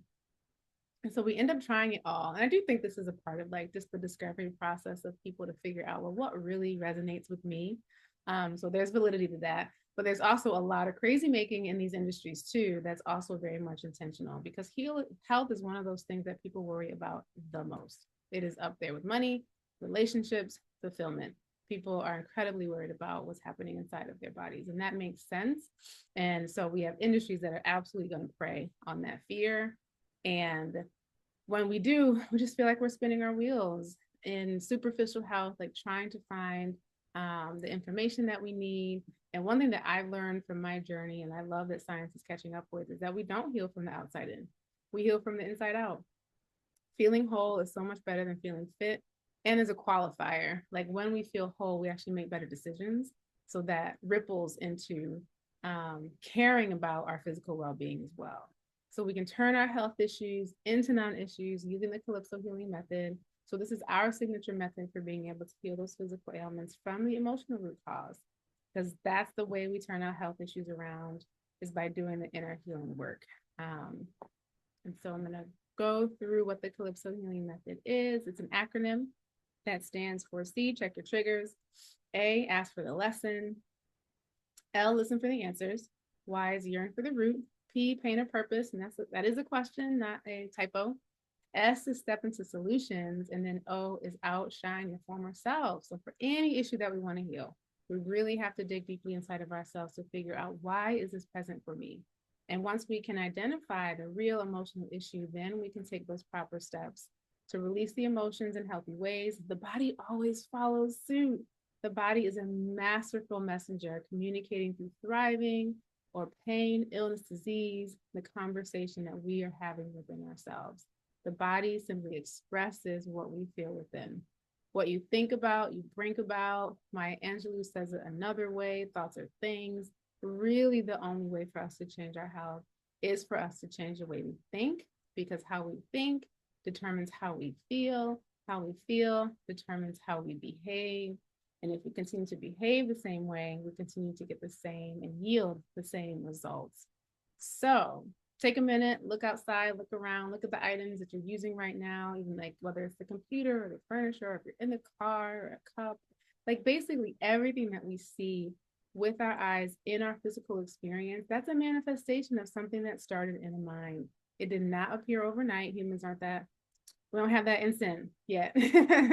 So, but something thought about this lip balm first, and that idea generated momentum, and before it became a physical manifestation, to figure out, how do I create this in physical form? And it's honestly the same process when it comes to our health. We use our minds to create a death, but we can use our minds to create disease. You know, we use our minds to talk to ourselves with every single thought. And we're either creating healthful processes in our minds, cellular regeneration, or we're creating inflammation.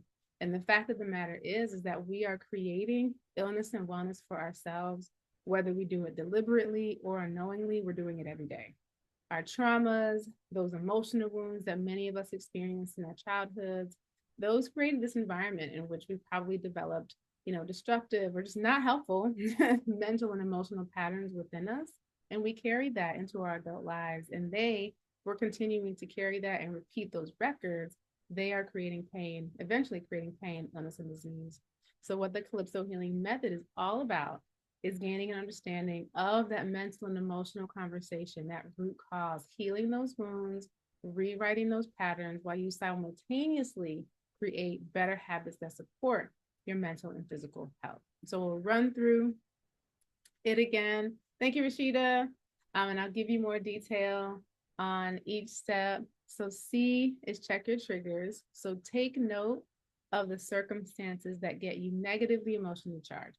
Look for patterns. What gets you upset? A, ask for the lesson. So when you're emotionally heightened or you're triggered, you have to pause and think, what am I to learn from this situation? I got so upset over this. What can it teach me? It's really important here to ask empowering questions about yourself. Listen for the answers. Make time to listen for the answers. They'll show up in your meditations, in your dreams, your conversations, your synchronicities. You'll know, but you need to make time for silence and connection in your day so that you can hear your inner voice. And then why is yearn for the root? So you desire to know, what is this trigger, this lesson? What's it really, really about? Like, people are not actually arguing about the dishes, right? Big clue here, it's likely goes back to your childhood.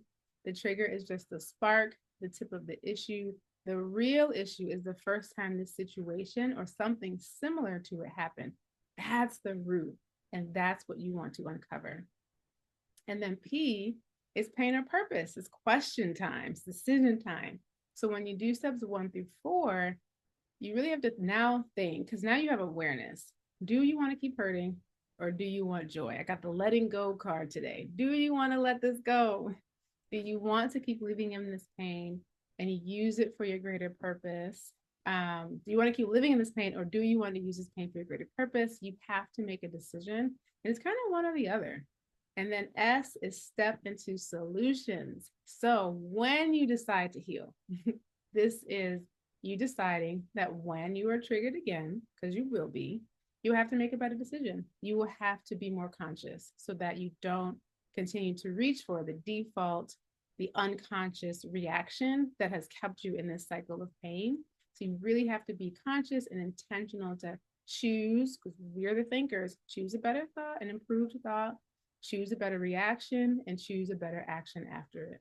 And then O is outshine your former self. So commit to your improvement. Keep making decisions that keep you on the path of healing every day. One day you will seriously look up and not recognize who you used to be. You have now transformed yourself into someone new, and your life changes right before your eyes. Your life begins to change, where the experiences and the triggers that you used to experience, those are literally things of the past. You can talk about the same issues, just like I can talk about my childhood trauma and not be re-triggered. That is what begins to happen for you. So I'll show you what it looks like to put this into practice.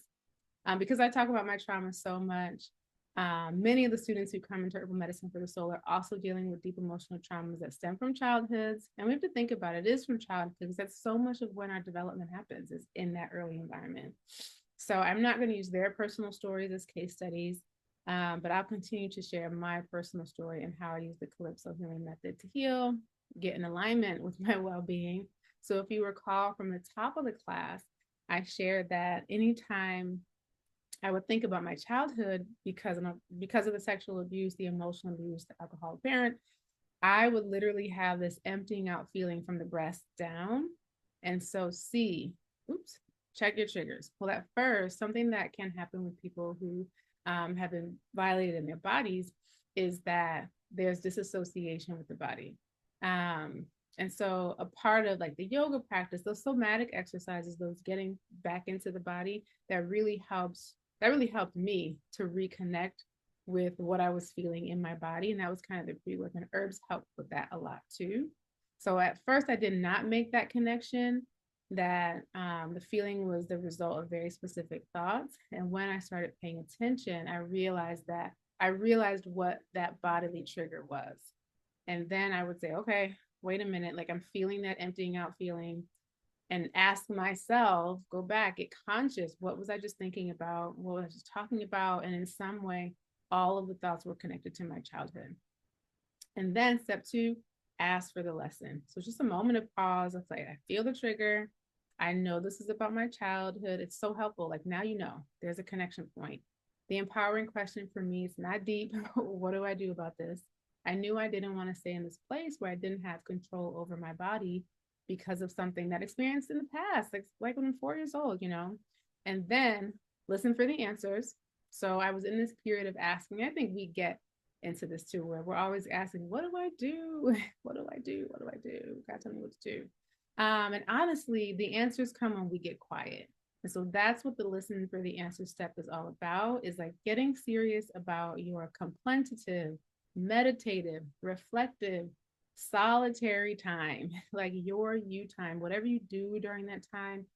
Meditation is a big umbrella term for me, but you do need time that you are sitting with yourself. And so I was journaling more. I got serious about my meditation practice. I went quiet. And that was a sad time, but a deeply reflective time, because I needed to reconnect with an inner self that I did not really know. And then yearn for the root. So I knew I was molested, but I had this lingering feeling that something more had happened. And I remember saying to a friend in college, 10 years went by, 10 years prior, these exact words.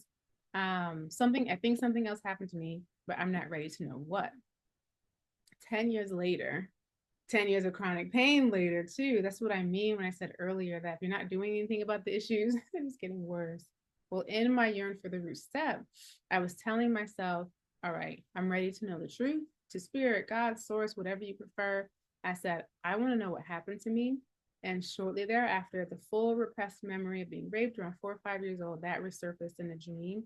And the minute I woke up, honestly, I was relieved, because for years I had been haunted by the shadow of it. And now I could view it in the light. Now I was relieved because I felt like I had the answer. Like I knew what, for lack of a better word, I knew what was wrong with me. I now knew why I behaved the way I did. And before I did not know why. And that's frustrating. That's frustrating. And then it was pain or purpose. So this is the decision time. Like, what do I do? And so I got up, I wrote everything down on my journal. I got up immediately, wrote everything down in the journal. And I remember just sitting there on the couch with the journal on my lap and just kind of, I was done writing and just kind of thinking, what am I going to do? Like little kind of playing out different scenarios. Like, do I fall apart? Do I get angry? I was already operating as someone who was angry, but I didn't know why I was angry. But now I knew why, and now I could really, anchor into getting more mad and bitter. And I just played out these different like scenarios of reactions. And what I realized was that in all of those scenarios that kind of led to lashing out, I ended with still being hurt, right? It still just kept me feeling like a victim, and not being healed. And so I said, I'm not going to do that. I was like, you know what? I'm going to heal from this, whatever it takes, whatever that means. At the time, I didn't know what that meant or what would be required of me.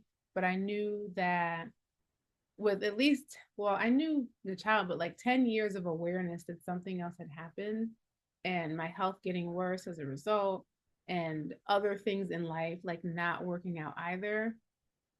I knew I didn't want to continue to do that. So I was like, I got to do the opposite of what I've been doing, especially now that I have more information. And so then, since I decided I'm going to heal, whatever that looks like, then you get your step into solutions. And so this is going to be something that rises to you, what your next right step is going to be, your solution, your first like action. That's really going to rise, it's going to be individual. That's going to rise to you because you've already done the listen for the answers. You already have some kind of solitude practice going on. So you're going to know what it is that you need to start working on. And so I knew for me, I was like, I need to work on my voice. So I did not talk this much then as I do now. And anytime, honestly, that I would talk and think about expressing myself honestly, it didn't necessarily have to be about childhood or just anything. I would feel my throat just completely lock up like a boulder was inside of it. And then all of the nervousness and anxiety in the gut, start sweating. Because that's something that happens to people who have been abused, where it's like, something's happening to you. Nobody's talking about it. There's this silencing, there's this shame. And that's the record that was put on the record player. That if I start revealing my truth, doesn't matter what the truth is about. It's not, the topic doesn't matter. If I start revealing my truth, that's not something I'm supposed to do. And that's that childhood kind of like conditioning. And so I knew, I was like, I need to start working on my voice. I didn't necessarily know how, but I was committed to doing the work. And the beautiful thing that happens in this Step to Solutions season is that you're super supported. Like the universe supports you. You set your intention, you said you're going to do it. Here we go. You start finding yourself in the situation to rise to your intention. And I can remember the people and the scenarios and where we were sitting, where it was just having a conversation, super relaxed, chill. And I would hear that whisper, Salima, now is the time for you to tell your story. I feel all the feelings. Here comes the boulder. Here comes the anxiety. But the whisper is like, you got it. It's telling my story. Okay. The world didn't blow up. Like you're relearning safety in doing the activity that's rising to the surface in your Step to Solutions season. And then a couple of weeks later, it happened again. Different person, different conversation, moment, and be like, oh, all right, well, I did it last time. I can do it again. And what I really love about this season and this step is that you literally are witnessing yourself heal, because you are taking the next action that normally would trigger you and you would shut down, or whatever your reaction would be. You would shut down. Mine would be, I would shut down, not talk, go silent, go quiet, go rigid, go like completely stoic. And now it's like, no, I'm softening, I'm opening, I'm talking, and I'm realizing that it's safe, because I'm not an 8-year-old, you know what I mean, in that environment anymore. I am an adult. It is safe. And so the more you practice that, the more your strength builds. Like this is literally you watching yourself heal.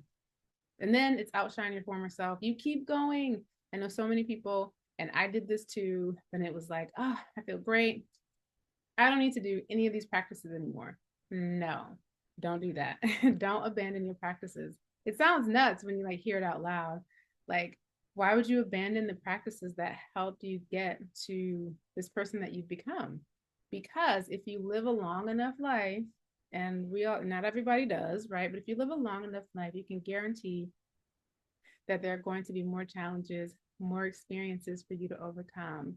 And these are the practices, if they can sustain you and strengthen you and bolster you and heal you from one of your deepest wounds, then they need to be in place for when the next challenge arises too. So you're just not starting back at zero. So you keep with your practices is what outshining your former self is all about. All right. So when you go deep inside of yourself, you get all that hurt out, you really do liberate yourself from your past and free yourself from your pain. So you don't heal from the outside in, you heal from the inside out. Feeling whole is so much better than feeling fit. And when you feel whole, you make different decisions. So you are going to make decisions that support your total well-being. So you can turn your health issue into a non-issue using the Calypso healing method. Practice it. Take it, see how it goes. Check your triggers, ask for the lesson, listen for the answers, yearn for the root, pain or purpose, step into solutions, outshine your former self. So how did I get out of chronic pain, dish dependence on big pharma, using herbal remedies in the Calypso healing method? Number one, I adopted a plant mindset. So my herbs, my protocol match my body's needs.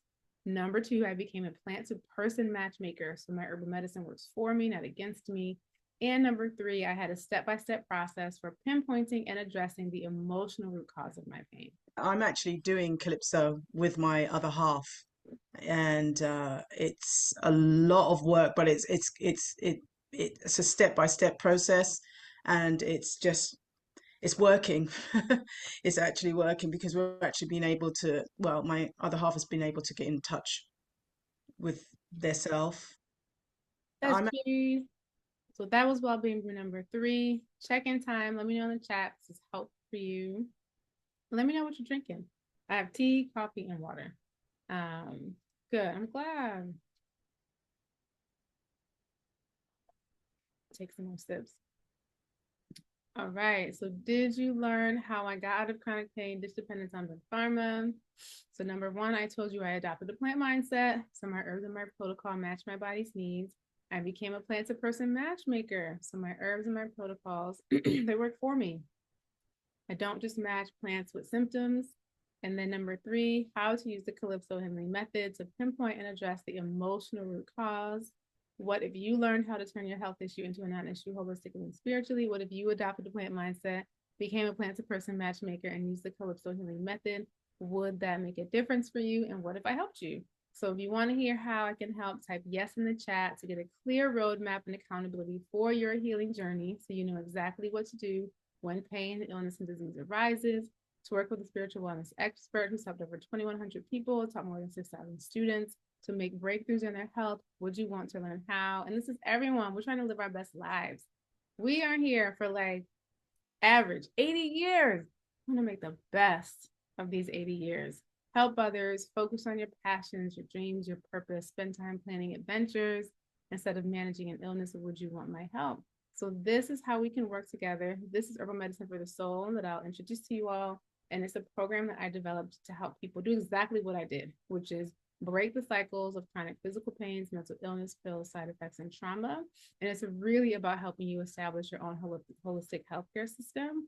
And people come in, they're like 50-50. You either come in wanting to work on yourself, or you come in wanting to have a holistic system to help support other people. Thank you so much for listening. Thank you all for this journey. Thank you for taking the time to create such a program and to do it with such excellence. I really have been in a few herbal programs, and let me just say, this is by far, hands down, the best one.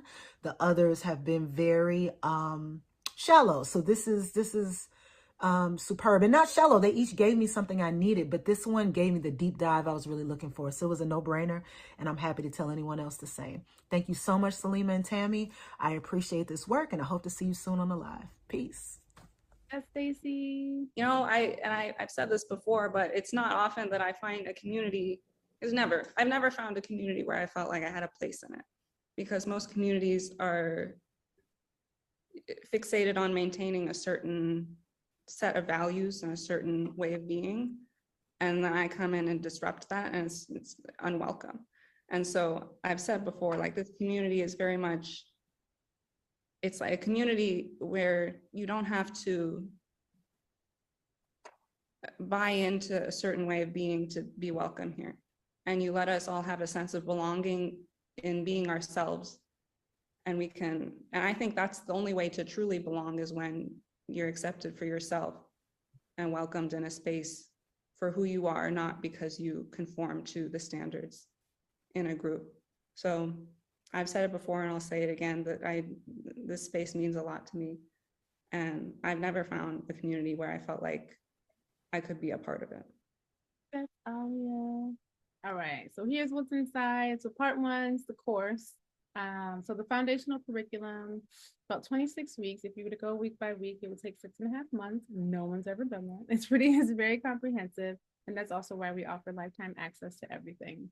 But it's a really robust program that helps you not rely as much on big pharma, and also develop the skills to be able to support other people if that is your aspiration. So you're getting 360 plus video lessons. This is demonstrations, hands-on labs, case studies, exclusive workshops, plant monographs, downloadable transcripts, 230 plus clinical case studies from, I don't think anything simple, but from like common case studies like diabetes and developing a holistic protocol for that, to what we did a couple of weeks ago was idiopathic intracranial hypertension. When I tell you that this is one of the most comprehensive herbal programs on the market, I know that with certainty. The level of depth and detail that we're going into to help people is remarkable, and not something that I ever could have imagined when I started the program in 2018. So you're getting anatomy, physiology, and clinical assessment lessons, the pillars of plant-to-person matchmaking, medical astrology, a beginner to advanced herbal medicine preparations, of course, the spiritual self-care principles and practices, emotional root cause, every other holistic modality makes very clear connections between mind, body, spirit. And basically, like, if you have this disharmony, it's because it's rooted in this emotional pain. Modern medicine is the only outlier. So we make those clear connections for you so that people can really understand what's happening emotionally and not just think that their physical condition or problem is just strictly physical, because it's not. So another way to kind of say the same thing, you're getting the medicinal, emotional, and spiritual benefits of more than 55 plants, how to reduce safely with your doctor's partnership, the number of and dosage amounts of pharmaceuticals, the basics of the body system, so anatomy, physiology, and also through different lenses. So through the Ayurvedic doshas, traditional Chinese medicine tongue analysis, tissue states, constitutions, and where and how the body holds negative emotion, how do you let it go? Keep pointing to the let go card I got today. How to prepare herbal medicine in 15 different ways. How do you detect the first signs of imbalance in body and life? We don't have to wait until an issue becomes chronic or until there's a crisis to start getting into a greater alignment with ourselves. It's just that most people wait till the crisis to change, and that doesn't have to be the way to be, the way it is. And then how do you use your astrological chart to reverse engineer where is pain, illness, and disease coming from, or to assess your own natal constitutional deficiencies? So I showed my chart with 3 planets in Libra. I know that if I don't want kidney issues, 1, make sure my friendships and my group involvement is going well, but 2, I know I need to really support my kidneys. That's another way that we start to use this astrology work. So this is what the syllabus looks like. And then each row is basically a video that you receive every week. One is a lecture video, a lab video, and then a materia medica video. So the lecture for the first third of the program, that's really around how do I get into alignment with my well-being, mind, body, spirit. The second third of the program is the body, like understanding the body from different lenses, anatomy, physiology, the other modalities. And then the final third of the program is the medical astrology, although the astrology is woven throughout. Materia medica, those are the deep, comprehensive plant profiles that we're diving into each week, 2 to 3 plants per week. And then the lab work, practice going into your kitchen, practice making medicine. If you don't know how to make medicine, you're not going to be able to help yourself. So it's really important for my students to know how to make medicine well. And so that's what we do. And then how to develop protocols, and then how to develop formulas is really important. There is a certificate of completion at the end that establishes you as a serious student of this work. Definitely distinguishes you from the folks who just Googling or chat GPT and remedies. So that's important to you. There's a project that you have to complete in order to receive your certificate, and then we'll mail it on to you. This is a little testimony to you, to how this has empowered me. I've been having trouble, like haven't going to the dentist and whatever, and they've been giving me all these like mouthwashes and stuff, and they're just really allopathic and metal tasting, and just I don't want them in my body, and whatever. So because of the training that I've been receiving here, I made myself a mouthwash, and it was sage and mint, and I mixed those together, and I created a mouthwash, and because I was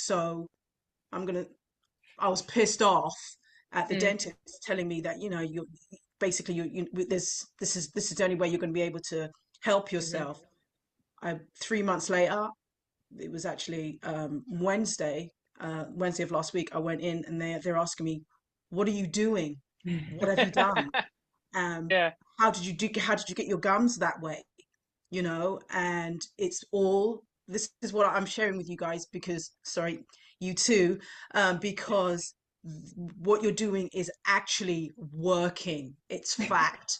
They're asking me, what am I doing about, we've seen improvement in your gums, and your gums shouldn't be doing that.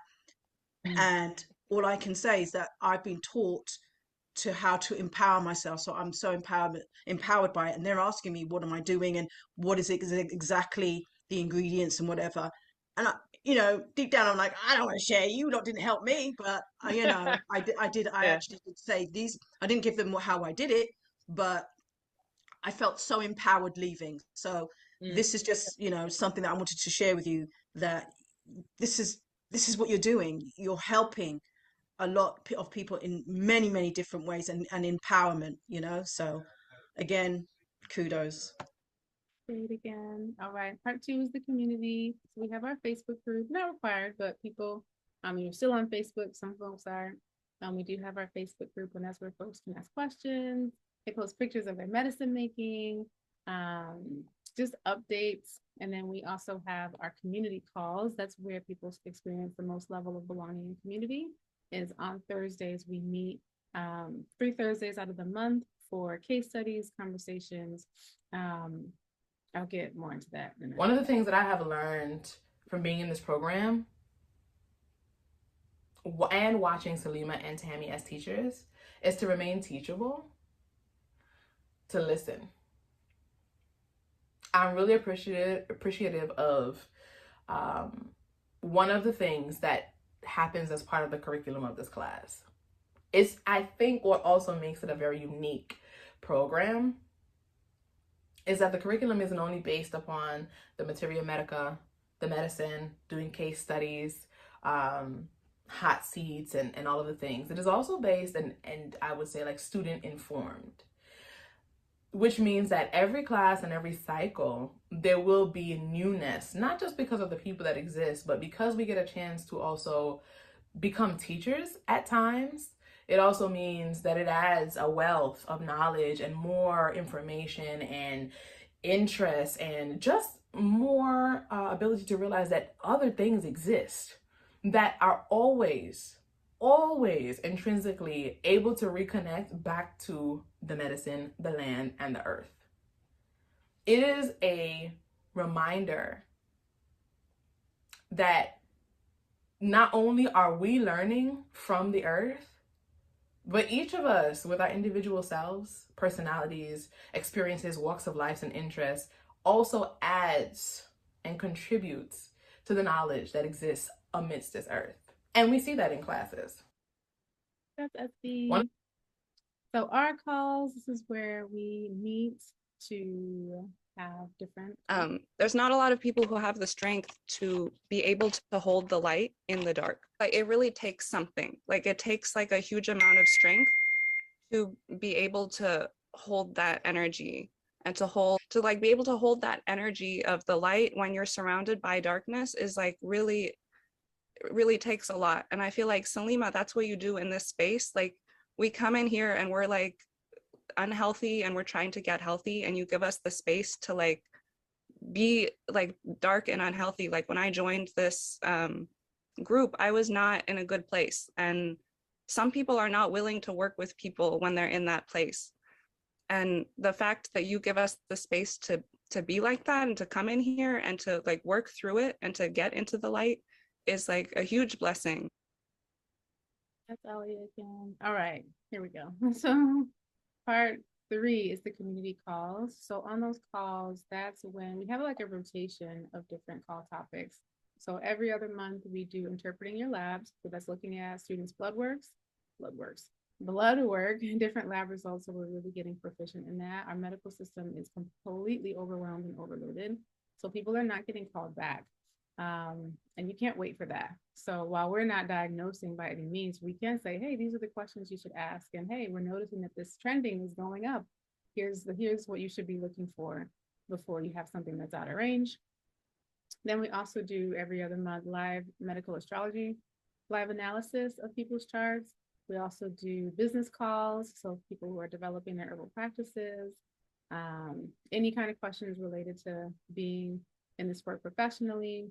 And then we have our case studies. So people who want to learn about or support someone through different health conditions. And so in those case study calls, we are learning about the etiology of the disease. So basically the pathophysiology, what's going on in the body.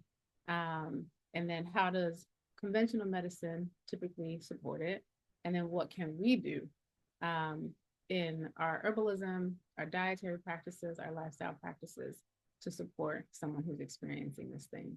So one of the most recent ones that we did was idiopathic intracranial hypertension. It's basically hypertension in the brain, but it's related to the cerebral spinal fluid, not blood flow. We've done, so that's more of the like heavy hitter ones, but really anything that we have POTS coming up. We have, I'm trying to think of what else we have coming up on the calendar.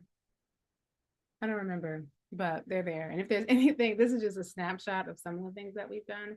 If there's any particular health condition that you have or want curiosity about, or want to learn, it'd be easier to put it in the chat. And I can let you know if we've already done a case study, and even if we haven't, it just goes on our queue. Some additional exclusive workshops that we've done recently: herb drug interactions, interpreting your labs, fertility, birth and postpartum care series, holistic health for cancer series, pelvic steaming, microdosing, herbs for antibiotic resistance, herbs for cultural appropriation and herbalism. This is just some that I called out. You know, this course completely changed my life. I brag about it so much to all my family and friends and stuff. And it's honestly what I needed. And I needed that healing and continued healing, of course. But this class was awesome. I was so sad when it got to the end. I was actually taking my time, like, I don't want to end. What do I do now? You know, but I loved it. I truly enjoyed it. I truly did. Good. I've learned so much. Yay, yeah. good. Yes, I did. You know, yes, thank you, Salima. Thank you so much. That course came right on time. That was from my ancestors, truly. Good. Yes. Oh, thank you. I received. Yes. And it doesn't end. There's lifetime access to everything. And the reason why the course continues to expand is because every Thursday we're doing something new. So that's how we've been able to grow from, just kind of like the 6-month foundational curriculum to this huge comprehensive program that has all these kind of clinical case studies and the lab work. And it's really expanded because of you all, because of the students who've said, hey, can we dive into this? And it's like, yes. So the more ideas, the better. And it just keeps going and growing. I did hot seat when I like my second or third week for this like painful burning sensation in the side of my leg. And I don't know when it happened, but I realized yesterday it doesn't hurt anymore. And I don't know, I don't even remember when it stopped, but it's like this amazing thing that used to keep me up at night and was so horrible, and it totally went away. So thanks to the community, because I knew nothing when we did my hot seat. So thank you. All right, so here's what you're getting. Herbal medicine for the soul. So that's the whole package. The class, the foundational curriculum, the calls, the community. You'll also get the reset 7-day fast and energetic cleanse breakdown. So many people, because of culture, are all into like, I just need to do a detox. That's not my philosophy. We actually have a really great call on how detoxification works from cell to system. And it's your body's detoxifying all the time. And we can support those processes. But if people feel like they need to do a 7-day kind of like reset, detox, I offer a plan for that so that you do it in a way that is gentle and sustainable, not throwing you into a more harmful state. Yeah.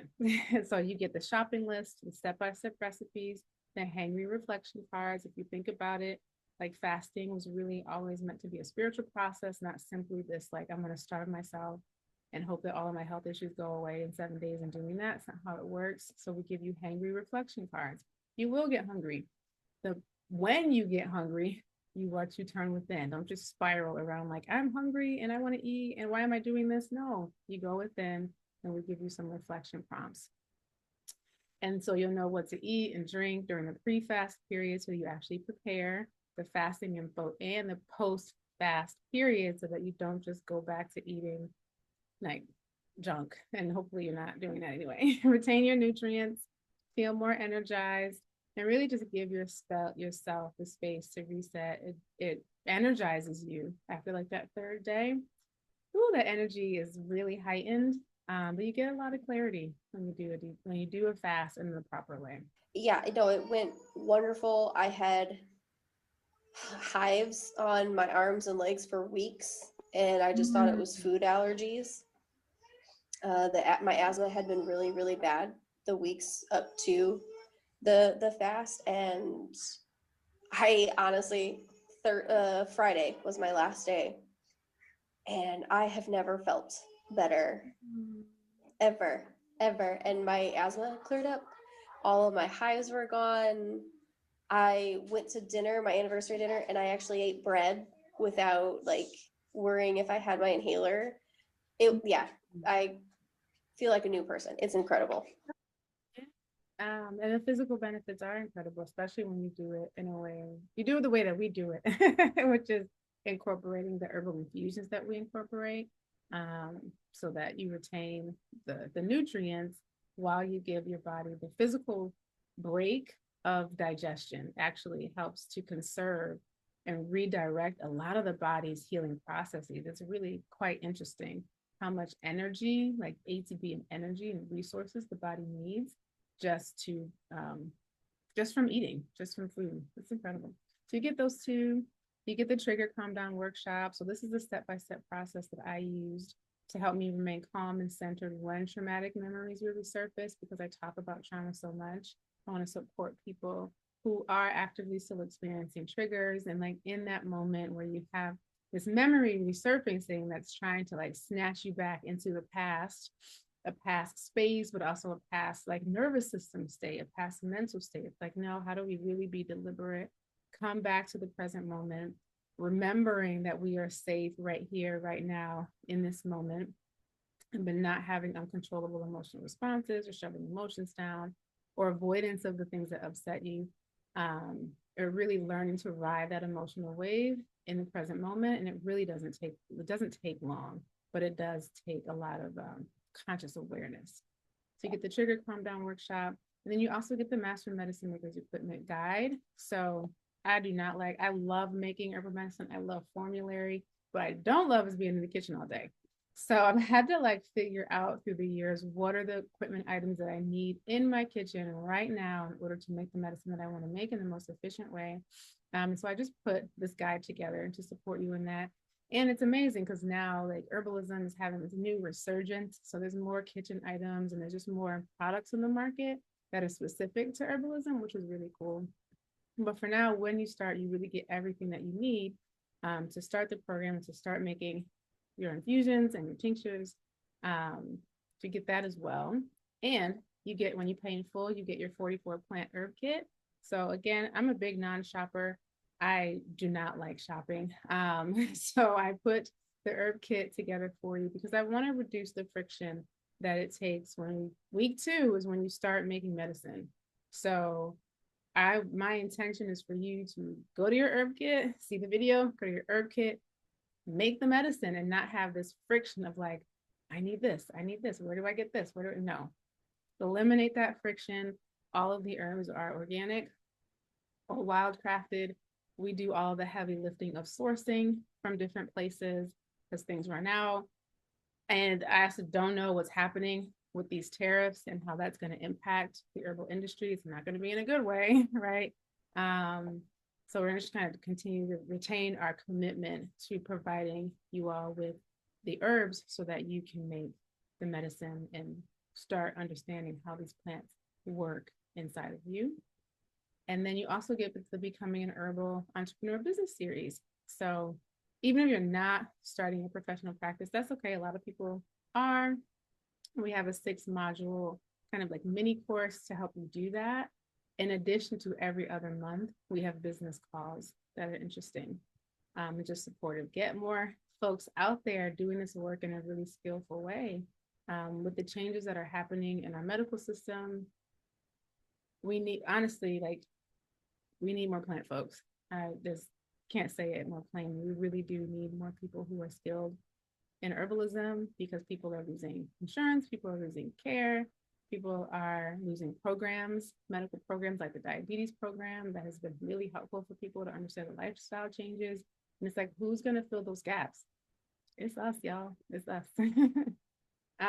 So that's the value of the program. When you pay in full, in addition to the herb kit, you also get a 60-minute private Calypso healing session with Tammy. So this is helping you. Tammy will help coach you through, an issue that is getting you stuck. and take you through the Calypso healing method step by step so that you understand what your next right step is, how to get you unstuck, how to get you moving forward into solutions, and really get clarity. And then you also get a one-to-one private session with me. So it's typically an astrology reading. Excuse me. It can be a medical astrology reading. It could be a combination of both. This is really helpful to help people just kind of understand how you're oriented and that nobody's crazy.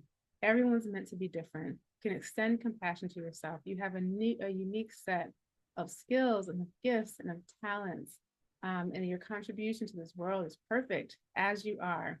But it really helps you understand that, yeah, how you think is different from someone else thinks. And what are those experiences and those tendencies that might get you all knotted up? And how do we untangle you from some of your own webs? It's a really validating process, and different aspects of life, whether you want to know where your money is, how to get out of a particular health issue, about your relationships. We can really talk about anything through the chart. Great testimonials on the screen. If you want to read them later, I'll send you the replay. So what you're getting today, when you pay in full, is Herbal Medicine from the Soul, the 7-day fast and energetic plans breakdown, the Trigger Calm Down workshop, the Master Medicine Makers Equipment Guide, Becoming an Herbal Entrepreneur Business Series, 44 Plant Herb Kit, private Calypso Healing Method Coaching Session, and a private astrology reading with me, all valued at $12,726. The full course is $3,500. Your special price today is $19.95 if you pay in full, or 12 low payments of $199. The code to enter at checkout expires Sunday is Aries. It's Aries season. Thrive.iwillaremedy.com is the website. And if you have any questions, feel free to pop them in the chat. I'm happy to answer anything. Just keep going through the slides. When you head to thrive.iwillaremedy.com, enter the code, you start right away. Everything is opened up. The welcome module is opened up. It orients you to the course. You don't get lost because it is comprehensive. The week 1 is open, so you start right away. And then every 7 days from your start date is when the next module opens up. And that's the next 3 videos. And if you mark 2 hours a week on your calendar, you will make continual progress. You'll feel better within whatever you're experiencing. You'll feel better within 4 weeks. And you'll continue to see those results along the way. So immediate access. Here's what Christine said. I've been struggling with multiple debilitating and painful chronic illnesses for almost 13 years and have tried everything I could to try and heal. I had lost all hope that I could ever find the help that I needed. I happened upon Salima on Instagram and decided to give her a call. And I'm so thankful every day that I did. And under a month of working together, I was already in significantly less pain and not having to rely on pharmaceutical pain meds to get me through the day. Layer by layer, we keep chipping away at my symptoms for continued improvement. It really is amazing, and the gratitude I feel is immeasurable. I feel like Salima literally saved my life. Not only is Salima incredibly knowledgeable, but she is also kind and compassionate and an excellent listener. Cannot recommend her services more. Christine saved her own life. She did the work, so I don't ever take credit for that. I don't take credit for your wins, because that's on you. I'm a guide. Here's the methodology. If you follow it, you will feel better. I wanted to say I've been doing my infusions that was recommended for me here, and it's honestly amazing. Like it's doing things that I wouldn't expect it to do. So like it's making me come to like my old self before I felt the symptoms, like in a good way. Like it's hard to put into words, but like I feel like I felt in college, and I haven't felt. I'm 34 years old now. So thank you this is just so amazing. I'll tell you how amazed I am with this class. I'm so amazed with the results I got from the case study. That's Anita. She experiences MS, so she's been feeling tremendous improvement since. That's a difficult position. Think about why you came here today. If you're wanting to wean off of medications, reverse a diagnosis. This is one of our students who experiences cancer. So older update, but she's still with us and doing really well. So she said, I'm feeling good as my test results account for that. My doctor is in awe on how everything has greatly improved. My blood work for cancer levels have decreased by 400 points. So it was 616, and now it's down to 247. MRI and CT scans show a decrease in the size in the upper left outer breast mass. You can see the size before and after. She's doing great.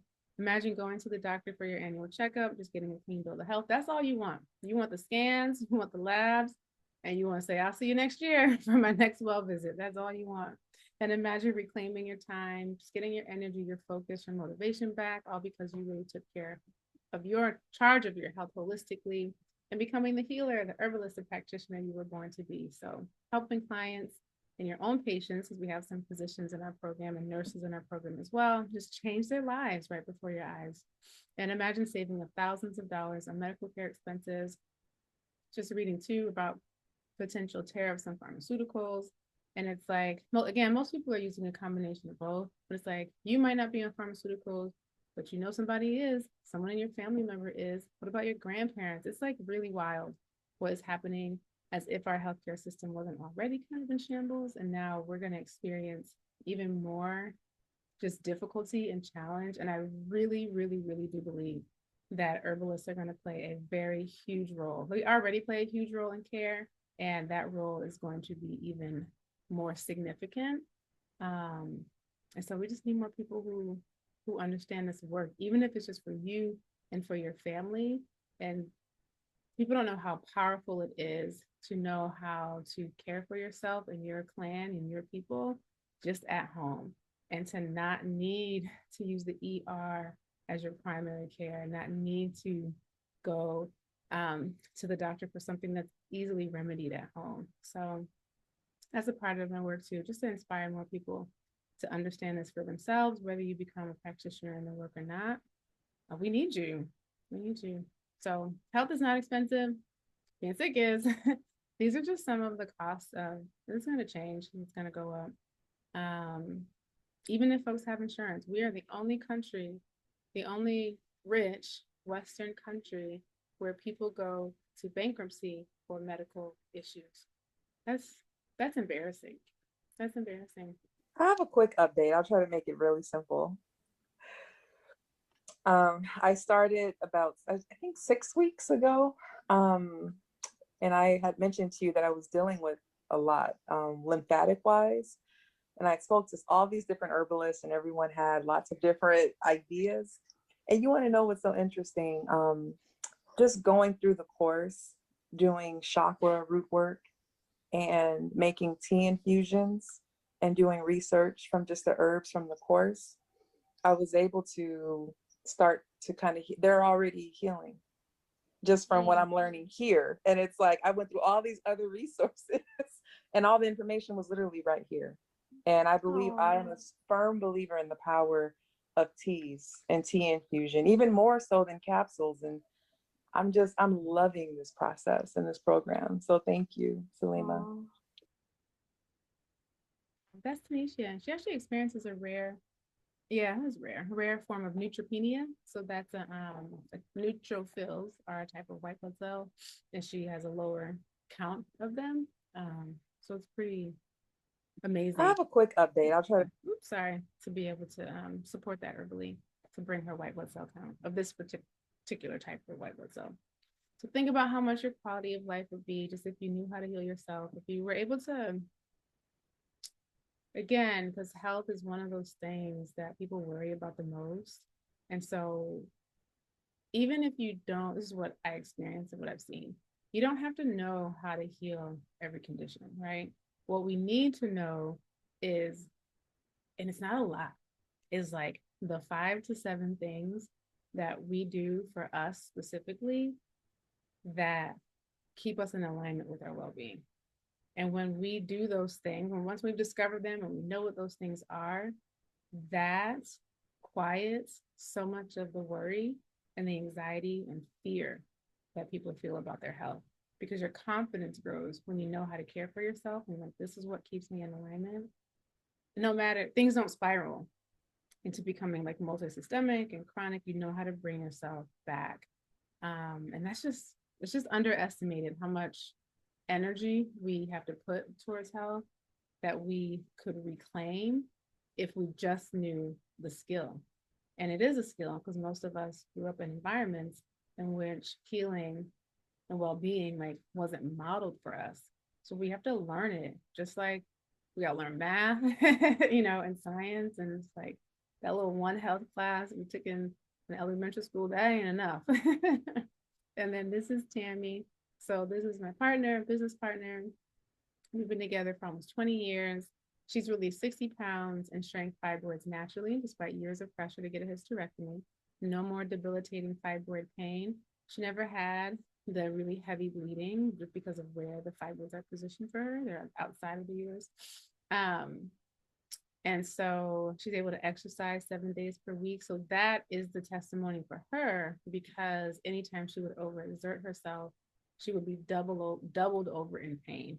And she would describe it as like a fiery band of pain, and sometimes pain shooting down her rectum, down her leg. So that was the chronic pain that she was experiencing, and she's not experiencing that anymore. And pain changes our brain. So it changes when people are in chronic pain. It really does change your personality in ways, obviously, that are not favorable. And I think our world is not very sensitive to what people are dealing with when they're in chronic pain. So being able to get out of chronic pain, it has a ripple effect of good into all of the relationships that you are involved in as well. And that's why I put the whole family is happier, because Tammy is happier. So what makes herbal medicine for the soul different? Lots of things, because one, we have a proven track record of helping people heal. We're the only program that teaches, because it's our signature method, the Calypso healing method. We send you your herb kit. It was 45, it's 44 now because of wood betony. Wood betony is a really amazing nervous system plant, and we can't find it anymore. So we had to take it out. 100 plus clinical spiritual case studies and counting, and these are our comprehensive protocols to support people through very specific disharmonies. Your enrollment includes the Becoming a Signature, Becoming an Herbal Entrepreneur business series. We kind of have lumped everything under one roof, whereas other schools will make you pay a la carte for everything. So I pour everything into my Herbal Medicine for the Soul program. We're starting to fan some of the other like one-on-one workshops out, but really HM4S is the heartbeat of our work. And then there's opportunities for you to practice teaching, coaching, leading case studies, and we get a forever discount. And it's lifetime access to everything. So, which is still, I don't know, it's interesting. I know of some people who are in programs where, you got a year and it's done and all the materials go away.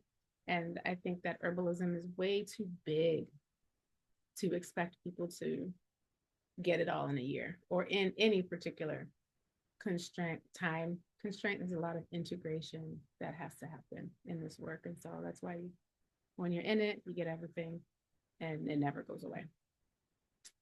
So stop spinning your wheels. Please don't get stuck in superficial health purgatory or continue relying on a broken medical model. Just get off the fence, get a mentor. Teachers help you go further faster. So that at the top of class. Establish your own personal healthcare system. It'll give you more security and sovereignty. You do not have to do this alone. You do not have to spend endless hours of researching and guesswork and trying to synthesize information that you truly don't, you don't understand. This is why you have teachers to help you synthesize information through experience. Desperately following fad diets, detoxes and fads. My voice is getting tired. Destroying your body with drugs, unnecessary pharmaceutical drugs, or just watch another 6 months go by with no progress. So my life has changed. We help, yes, but like if you don't step up and do the work, like nothing's gonna change, right? Like nothing's gonna happen. And the fact, Selima was just saying it the other day, she's like, I am so proud of all of our students, right? Because it's like y'all are the ones doing it. You're doing the work. Like you stepped up and you said, sorry. Oh, I accidentally cut it off. Anyway, that was Tammy. She was praising the students for you all for doing the work, stepping up in your lives to really, if we want change, that means we have to change. And it's challenging for people to change. It's a really brave thing to do, but it's worth it. It's worth it. We're only here, 80 years. We want to make the best of it, y'all. So join me. Let's turn your health issue into a non-issue. Thrive.iwillaremedy.com. And your options are $19.95. That includes the herb kit and the private sessions, or 12 low monthly payments. That means the herb kit and the private sessions are not in the payment plan, but they can be purchased a la carte and at later dates. So that's okay. The code for either option is Aries, and thrive.iwillaremedy.com is the website. And then that's it, y'all. Let me know if you have any questions in the chat. Thanks for spending. I don't know if you celebrate Easter. We don't celebrate Easter, but recognize that it's a holiday weekend and you came here on a Saturday for a workshop that you didn't know how long was going to be.